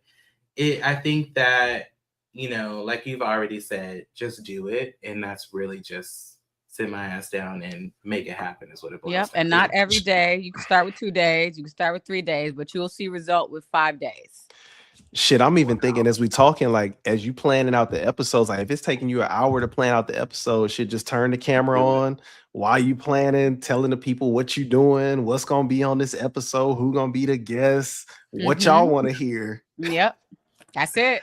That's really it. You see him doing this. Why y'all at it? By this chair, by this mic. That's what happened. Right. Like these shirt mics are on the TikTok shop. Like they're here. Gosh. So, listen, I've done the same thing. For me, I'll go live and it lasts for so long. I'll be like, oh, I'm so tired after this. Oh, but then I look at what I made after the live and I'm like, wait, this is nuts. And that's from not selling anything. That was just gifts. Wow. Yeah. Okay. So go live. Okay. I'm gonna put some energy into it in April. I'm 2 days. 2 days a week. And it's so awkward at first and it's so weird and no one's watching at first. And then magically, see the thing that I like about we on YouTube. I love YouTube. But on TikTok Live, the thing that I love about TikTok, it's not your followers that are watching you. It's strangers. Right. They are strangers. Yeah. So I'm talking like people from all over the world come in, and if you snatch them in the last, like the first 0.5 seconds, they stay in there and they start just tapping the screen. When they start tapping the screen, it pushes you out into the algorithm, and then they start giving you gifts. And just from an hour of you, like you making black eyed peas, Dana, you know, making your favorite meal, black eyed peas, your favorite meal with them cold collard greens. They already gifted you. They already gifted you. And by the time your live is done, you made $100 from gifts. Wow. So yeah, even if there's no one in the room, it's just people coming into the room and leaving a lot. That's why it's like intimidating and weird. But once you get over that, it's like, well, we all gonna die one day. So go live. Yeah, that's true. I'm gonna make it happen. It's gonna happen. All right, so the next scenario is a little bit similar to the first one. It's a creator is doing the 30-day posting challenge, which I'm thinking about doing in July. So I'm excited. I just want to see if it works. They're posting every single day, staying consistent, hitting all the rules, but they start to feel drained, uninspired, and low-key hitting a creative block. They're thinking that, you know, where do I go from here? How do I keep posting? I was tired. Should they gag or just keep pushing through and keep the chisme coming? Oh, that's a good one. You know, when I think about the block, I'm like, keep the chisme going. And this are there questions where there could be both? Because it does feel like a get a grip and keep it going. Yeah. Because I do feel like it's both. Honestly, I'm not gonna lie to you. I feel like they need to kind of have that moment with themselves, sit in it. Yeah. Have that moment of feeling burnt out or feeling whatever you feeling. Take that time, take a nap if you need to. Here we go with the nap. Dana, you got you know, I love it. It's true. It's so true. Oh, that's too funny. Yeah. It's true. I'm gonna tell you now. So if you feel like you're gonna do your 30 post push, you're gonna do it for real, you're gonna have to prepare yourself. So what you should do is you should take an hour or 2 hours the month prior and record a batch of content. And you should edit your batch of content before even thinking about posting every single day in your month. You should have pre-recorded, pre-edited content, and you should schedule it. Shit becomes a lot easy when you schedule your content. People I don't understand why people don't want to schedule their content. So I've had a lot of clients tell me that, Ryan, no, I feel emotionally connected to my content. I don't always want to schedule. And that's fair and fine. But imagine what it would feel like if you got emotionally attached to some content or inspired to shoot today, shoot, edit, and post, and you still had one thing already going from your edited content. You get what I'm saying? It just creates more volume for the algorithm. It promotes more success for you or your business or your brand. And you can still be fluid and go post wherever you want to post. But girl, you gotta edit that stuff before you start thinking you're about to shoot, edit, and post for 30 days straight. That's how burnout happens. Yeah. That's not a thing. Don't get up in the morning and be like, every single morning I'm going to, unless your content is very like low production and you're just like talking to the screen like this, no cuts. Do it like that then. That you can do that for 30 days straight. But if you're not that person and you do have edits and you do have lighting sometimes, just batch record 3 at a time, 4 at a time. It does not become it's not a thing. It's not a thing if you know how to edit your stuff, schedule your stuff, and go about your life. Imagine you not even looking at your phone because you got 4 days done. Look, I'm one of them sensitive creatives you talked about, and some days I just don't want to do this shit. So having that shit ahead of time on them days where I don't feel like doing it, I already got it done. Yeah, I don't have to. Don't worry about it. That's free game, Ryan. And as you were saying that, I was going to ask you how many, at minimum, how many pieces of content would you say to have ready for like a 30-day rollout? 30. That's okay. Yeah, that's real. Okay. Yeah, that's real. That's kind of what I've been thinking. That's real. If you have a launch, a project, or even you just want to do some like identity work, like let me see if I can like push myself like to do something hard. If you are doing a challenge within your ecosystem, have 30 and see what that looks like. But you don't have to have 30 every day where you're setting up your camera, then editing, then posting, then going and doing your other jobs. That's too much work. You see how I film my content? So every time I'm on that damn couch talking about get a grip, I'm filming like 6 videos in the same outfit. Then I'm editing and then I'm scheduling. The captions and the posts are already done.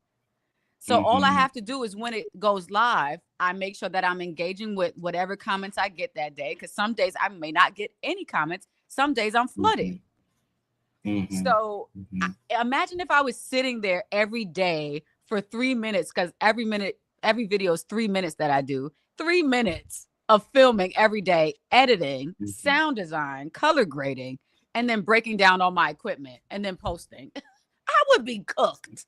Yeah. Cooked. Just batch record, and you can do 30 days because when you batch record, 10 days are already done in one sitting, in 1 hour. Yeah. Just batch record it. It's okay. You can do it. You can do it. I'm excited. If you have something dropping. If you have something dropping, you can get crazy. Yeah.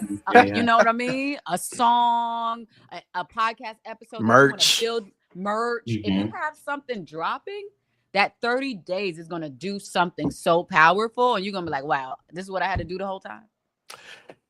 And I will say, I agree with that. I took maybe like 2-3 years ago, my partner and I, we did like a merch madness challenge where we took 30 days to just promote ourselves. And I sold maybe like 60 pieces of merch in them 30 days. See?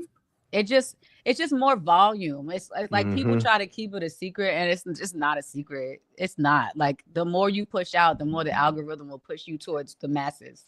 And that's the algorithm love you for that. Yeah.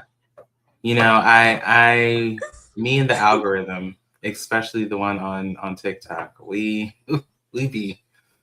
like, oh, we about to throw some bows.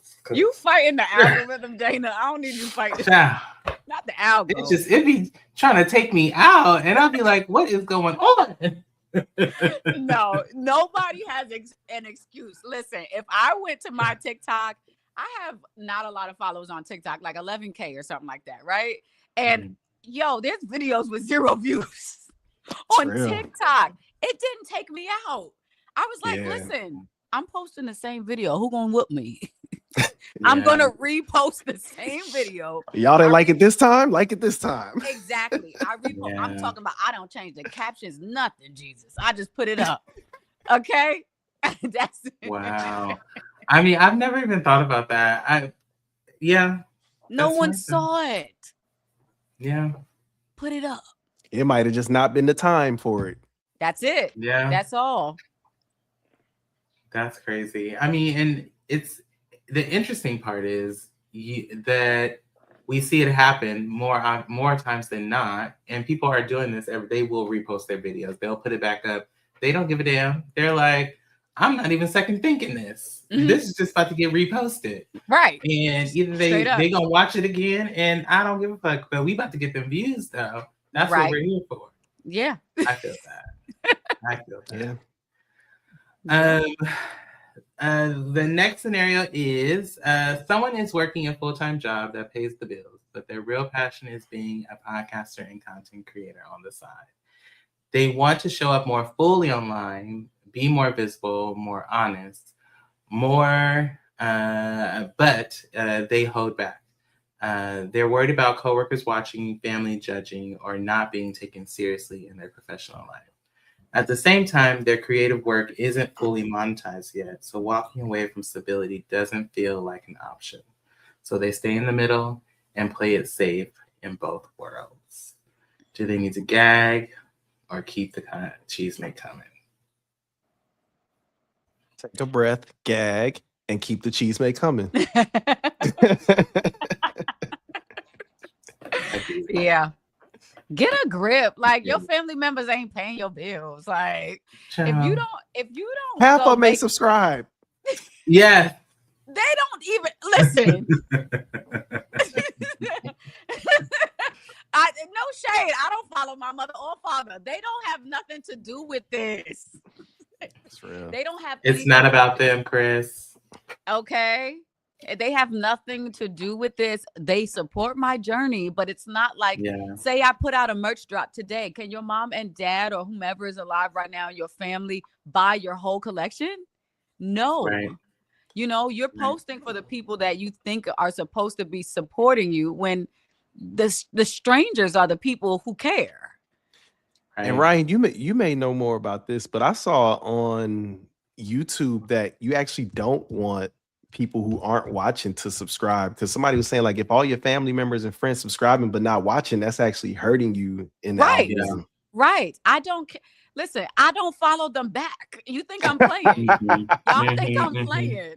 They don't. It doesn't matter. Like I love y'all, but this is not for you. This is not for you. All the things that I create, I'm happy and grateful that you are watching, but you can't change my life. You know, if you could, you would, right?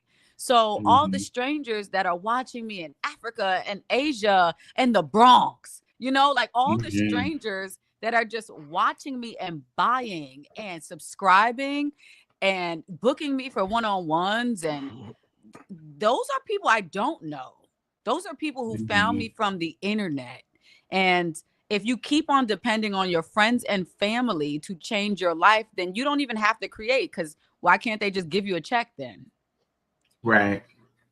You know, and if you also have some shame or like some shyness around like your old high school buddies or your old college buddies because you are somebody different than what you were growing up as a child, that's stupid. But you can also just make another page and start from scratch. Make another email address, make another page, and do not subscribe to childhood or friends and family members on that page. Keep a different page for that then. Because if it's something psychological that's holding you back because they know you, you're never going to thrive. You're never, you know. So the last one we have more so revolves around what we were talking about earlier, was like comparison spiraling. So a creator spends more time watching other people's content than creating their own. Every time they're about to post, they stop because they feel like somebody else has done it better and done the post better. So do they gag or keep the chisme coming? I feel like I already know Mike's answer. Ryan, you got that journal?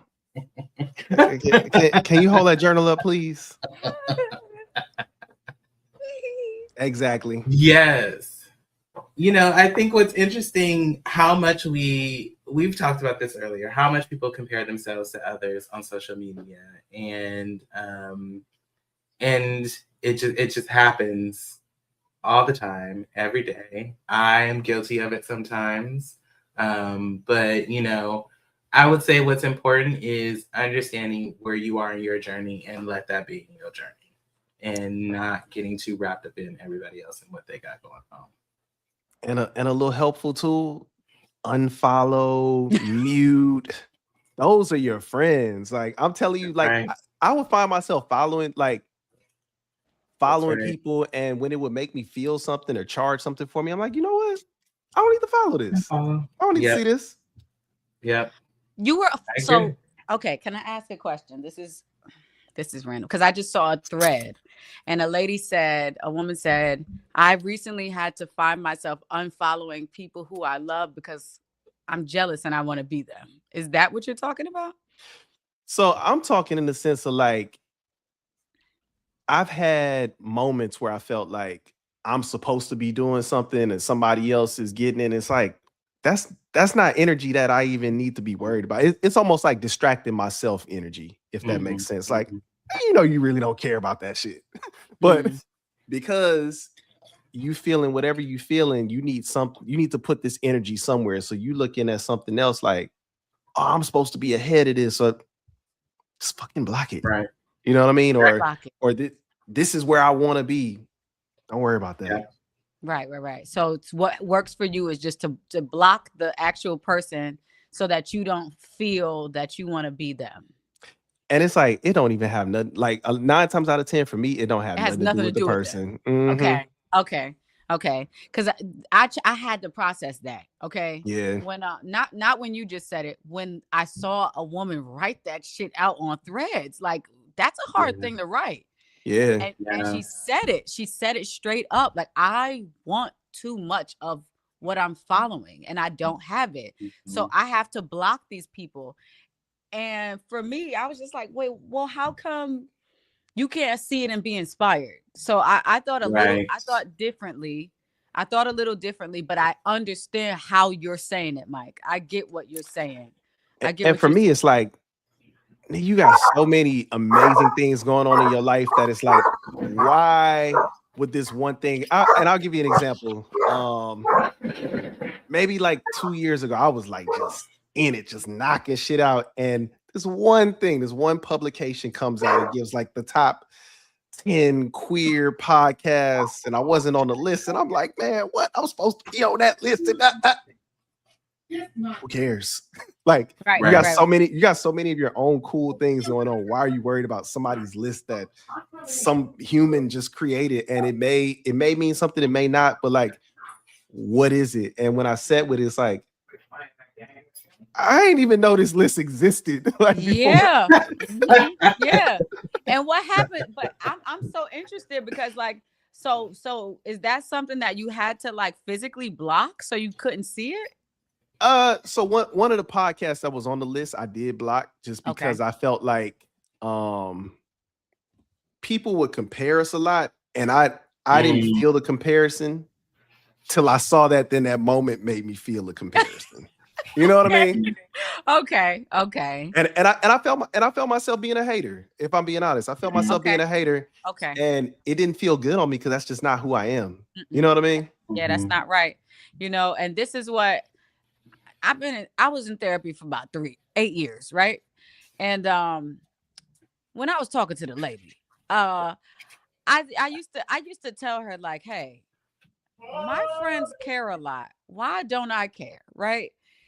I don't. So when I ask you, like, I'm not trying to be condescending. Like, why do you have to block? You know what I mean? Why do you have to block it? I'm thoroughly asking because I'm like, well, I wouldn't even give a fuck. You know? So that's part of my like processing of like humans as well. Like when people tell me they want to be famous, I was like, okay, you know, I still have to run that through here over and over again until I understand our brains don't think the same, but as long as you're being absolutely non-harmful to yourself. And you're saying, Ryan, in order for me to feel good, I had to block that shit out. Yeah. And you know, it's so funny for me, it mainly comes up in the queer space just because I know I'm not the quintessential. Exactly. I'm not just, you know, I got my own way of doing things. So you are you. A lot of times I do feel like, I do want to be on these lists more so for the people that are like me to see like, oh, this is possible.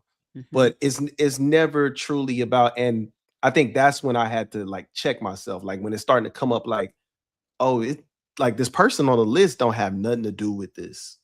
You know what I'm saying? Like you can't take this out on that. You know what I mean? And I think now being in the space of like having my own business, like really focused on my own shit, like having my own world, it's like the game has changed. Like there's nothing outside of my world that matters because I know where I'm trying to go. You know what I mean? That's right. But when you're playing somebody else's game, you kind of like trying to navigate their rules, and it's like you're not even playing to those rules. Like, yeah, you lose yourself. True. Very true. Wow. This is amazing. It's like that Kanye line. Sorry, well, you know that Kanye line, like, damn, these niggas that much better than me. Like, you and like, that damn Kanye. Who cares? You know what I mean? Like, in the reality, it's like it doesn't matter. It doesn't matter. It doesn't matter. But that's what I was trying to say. Like, before you block people, does it even matter if they are there? You're absolutely right. You know what I mean? That's all I was kind of thinking about. But if it helps your brain, block them. You know, if that helps, block them. And not as far as a block, more so like a mute. You know what I mean? Like, just give it a little mute it for a little while, come back to it, you know? Wow. Okay. See, y'all would think I'm on this phone a lot. I'm not. I'm really not. No. Scheduled. So right there is where I reside, Ryan, because I put that phone down. Whatever is getting posted is getting posted. If I'm adding anything additional, my phone literally goes right down. I don't. I definitely am not a TikTok scroller. I don't. I don't subscribe. As much as I am on it, and as much as I put the content, we put the content out there, I'm not watching. Yeah. Well, listen, because what? I want to hear this. No, just because it's because you outside. Because I'm busy. But on a serious note, it's really just because I have found myself trying to compare myself to the people, like to my peers, to the folks that I do enjoy, that I watch consistently. I found myself there, and because I do still want to continue to enjoy them, it's best that I not have myself consistently on the phone and scrolling and on the media. So I completely understand what Mike is saying. Yeah, doom scrolling is gonna hurt you. Doom scrolling will always hurt you. Overconsumption before overcreating will always hurt you. It's never, there's never like a scenario where that's going to be better. You know what I mean? If that is not your job, and I work specifically in social media. Companies hire me for social media management, and I still make sure that my scroll time, it just has to be curated, because it can mess you up. Yeah. Yes. I will tell you, a way to beat that doom scrolling is take a week off social media. Take a week off of that shit, and you will go back to it, and it just feel like slop sometimes. Like, ugh. I took a month next to Christmas because I was like, I'm not posting all of December, and it didn't really do anything for me, because like I know I got so much responsibility when I get back, So, but it always helps when your phone is not in your hand. It just helps. And it's so ironic that we work these jobs and we do these things. We podcast, literally work well. So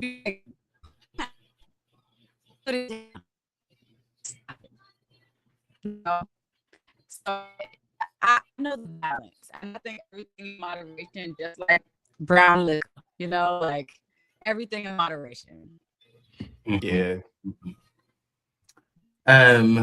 So we've talked a lot about just the journey to get to where we are, where we've been. And I think a great way to kind of round out the conversation is to touch a little bit on what we feel success is. And kind of saying out loud where we are now and how we feel about success and what we think it means to us. So I'll say, right now today, in knowing all the things that you've been through and knowing where you are, what does success mean for you now? And what does it look like for you right now today? Whoever wants to start. My man.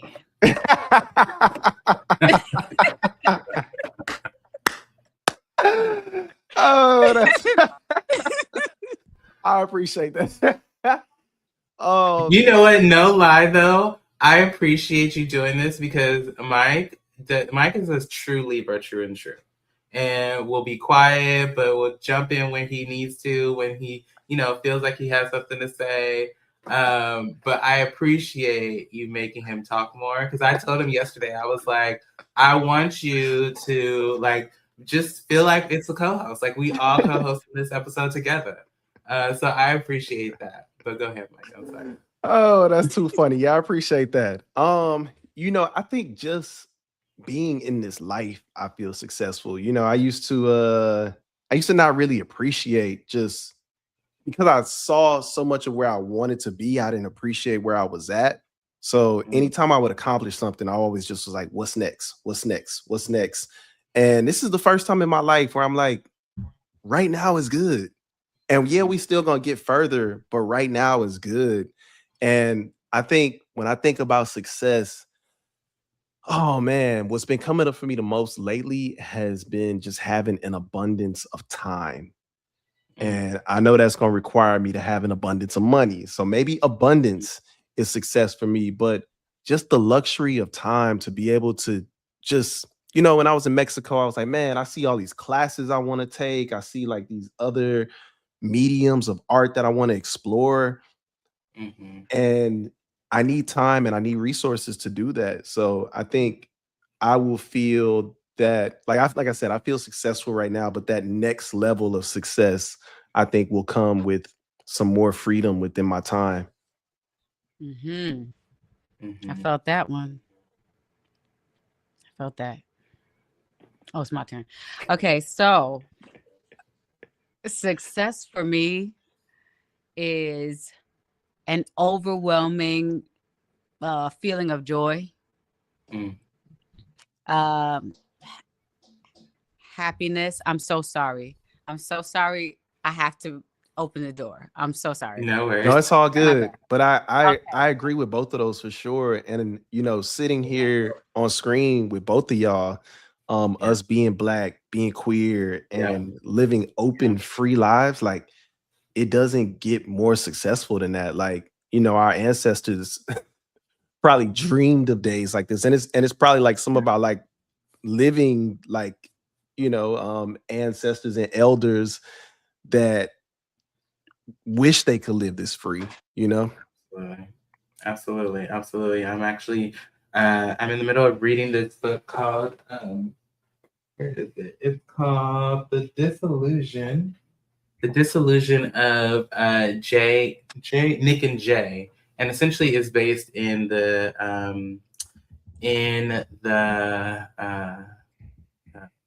Jim Crow era, and Nick flees Tulsa, Oklahoma during the time of the riots, and he moves to New York City with his family, and he meets Jay. And during the beginning of the book, Nick's dad is telling him, like, you can't be a writer because you are not a good writer, is what he tells him. But really what it is he doesn't want him to be a writer because his dad as a writer has been very open, very honest, talking about racism in Oklahoma, talking about how horrible it's been, and talking about all the lynchings and things like that has happened in Oklahoma. And he thinks the best way to have him not follow in his footsteps is to just tell him how horrible he is as a writer. And when you think about just living openly and being open and being out and proud, and think about our ancestors, you're correct. Like, they probably want us to do the opposite because how much hurt and pain that could come up for us being us in today's society. Yeah. Well, I just missed the last 1 minute of that, but no worries. But I know it was very, very good. I know it was very good. Speaking of Jim Crow, y'all need to read this. Sorry, not to give you another book, but I've seen that somewhere. Yeah, you got to read this. Okay. Who is it by? Because I'll write it down right now. Yeah, this is Michael Harriot. So, this one easy read, really easy, and the way he writes is just like he's talking to his homeboy. If you get my drift. Yeah. Yeah. So yeah, but yes, sorry.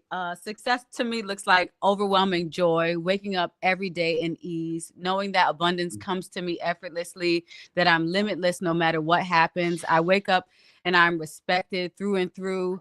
I am powerful, and I can walk through and make anything happen. I can do anything. Those are my words every single day. I say them out loud. I say them in the mirror. If people are around, they think I'm crazy. And but those are the words that I say out loud. Those are my affirming words. And that's what success looks like to me. Because when you truly feel that in your soul, the monetary abundance it just comes to you. The prosperity lands in your lap, and the opportunity is overflowing. So Absolutely. I feel all of that. Yes. That means amen. And amen. And okay. whatever y'all want to call it. Stop playing with me, Dana. Damn. Yeah. So that was the answer to that question, y'all. Amazing. I love that. I again thank you both for coming today and hanging out and doing this live with me. And I'm very thankful to have found you, Ryan, who I hope you know from now on we will be having some conversations, because I truly believe that it was for a reason that I scrolled upon your content, and just, I appreciate just straightforward honesty, bluntness, and just, that get your shit together. Because that's how my mom is. Mm-hmm. So it may be a little trauma there, but I appreciate it. I'm sorry, boo. My cadence is that. That's the tone all the time. I'm so sorry. And you too, Mike. I appreciate all that you do. I tell you this all the time. And before we get out of here, please share with the folks if you have anything coming up that you want to share, which we'll also make sure to put in the description box once this releases as an audio episode. Anything coming up, do your shameless plugs. This is the time to do it. Share with the folks, whoever wants to go first. Oh, don't do that, Mike. All right, y'all. First of all, thank you, Dana, and thank you, Hella Chisme Podcast, for having me on. This was an amazing experience. My name is Ryan. I'm an artist for artists, and I'm the founder of the GAG, or Get a Grip movement. What you can look forward to are workshops, seminars, webinars, TED Talks, books. You can look forward to my fine ass being on the internet doing more things. And most importantly, you can look forward to me supporting creative people who have creative brains, who need to get their scatteredness together. You can find me everywhere at She's Ryan. That's SHESRYAN, and she'sryan.com. Yes. You could find me at Just Mike Brown on all social media, the Art of Letting Go podcast on all social media, wherever Mike Browns are sold. If you are looking for consulting, music, if you want somebody to create with, I am offering one-on-one creative sessions with people. You really don't need me for it, but when you're feeling blocked and all that stuff, I'll be that person to get you up out of it. We need you. And you know what? I know that I have helped many people with that, but also I really be letting people know, like, you don't need me for this shit. But if you do feel like it, I will help you get through that block. Also, podcast production. I'm also working on a different podcast. It's called Mike Does Things, and it is going to be me with other creatives going into their worlds and creating with them and having conversations with them about creativity. So that should be later this year, maybe like in the fall. But yeah, a lot of exciting creative things coming up. Just tap in with me. And thank you again, Dana, for having me. I've really been appreciating being on this journey with you and seeing you get to 100 episodes, seeing you with the co-host, seeing you by yourself. This has been a dope ride. So thank you. Thank you. I appreciate you. I appreciate you both. And you know where to find us at Hella Chisme Podcast. You can follow us at Hella Chisme Pod on Instagram, Hella Chisme Podcast on TikTok and Hella Chisme Podcast on YouTube. I appreciate the folks that came, listened for a little bit, left, the people that stayed. I appreciate you all. Thank you again. And 100 episodes later, I'm excited to see where we go from here. And I am just more and more excited as I just continue to push things forward. So we will see you all next time. And if you need some water, go ahead and drink your water so your throat don't get dry, and make sure you're moisturizing all your skins and doing all your things, honey. And it's warm outside. And I also used to have a conversation with y'all at the end of the show, because you San Diegans love to text and drive, and y'all have been driving me nuts lately. Nuts. Just driving me crazy. And if you ever need to if you got some questions and you need to have a conversation, please reach out. And I've also told y'all to respectfully comment below. If you want to have a conversation about what we're talking about, what we got going on, please do that. But I love you. Thank you for listening. Thank you for watching. We'll see you next time. Bye.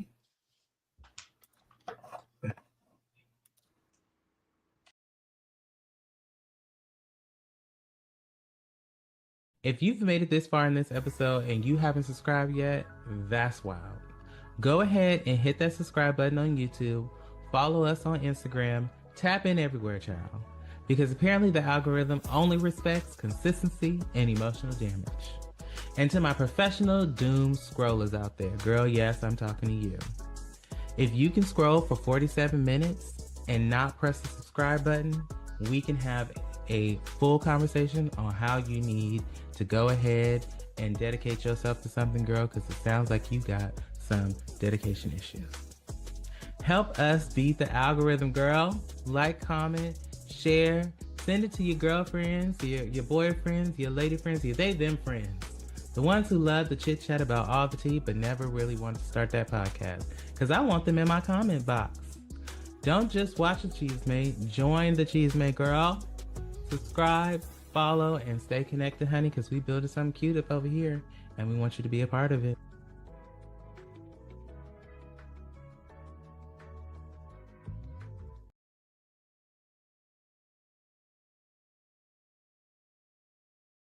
If you've made it this far in this episode and you haven't subscribed yet, that's wild.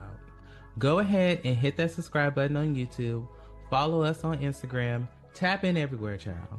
Because apparently the algorithm only respects consistency and emotional damage. And to my professional doom scrollers out there, girl, yes, I'm talking to you.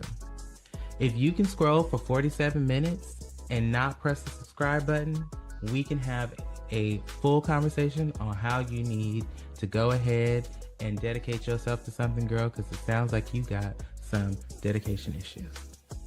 Help us beat the algorithm, girl. Like, comment, share, send it to your girlfriends, your boyfriends, your lady friends, your them friends.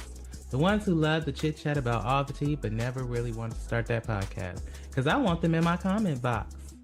Don't just watch the Chisme, join the Chisme, girl. Subscribe, follow, and stay connected, honey, because we building something cute up over here, and we want you to be a part of it.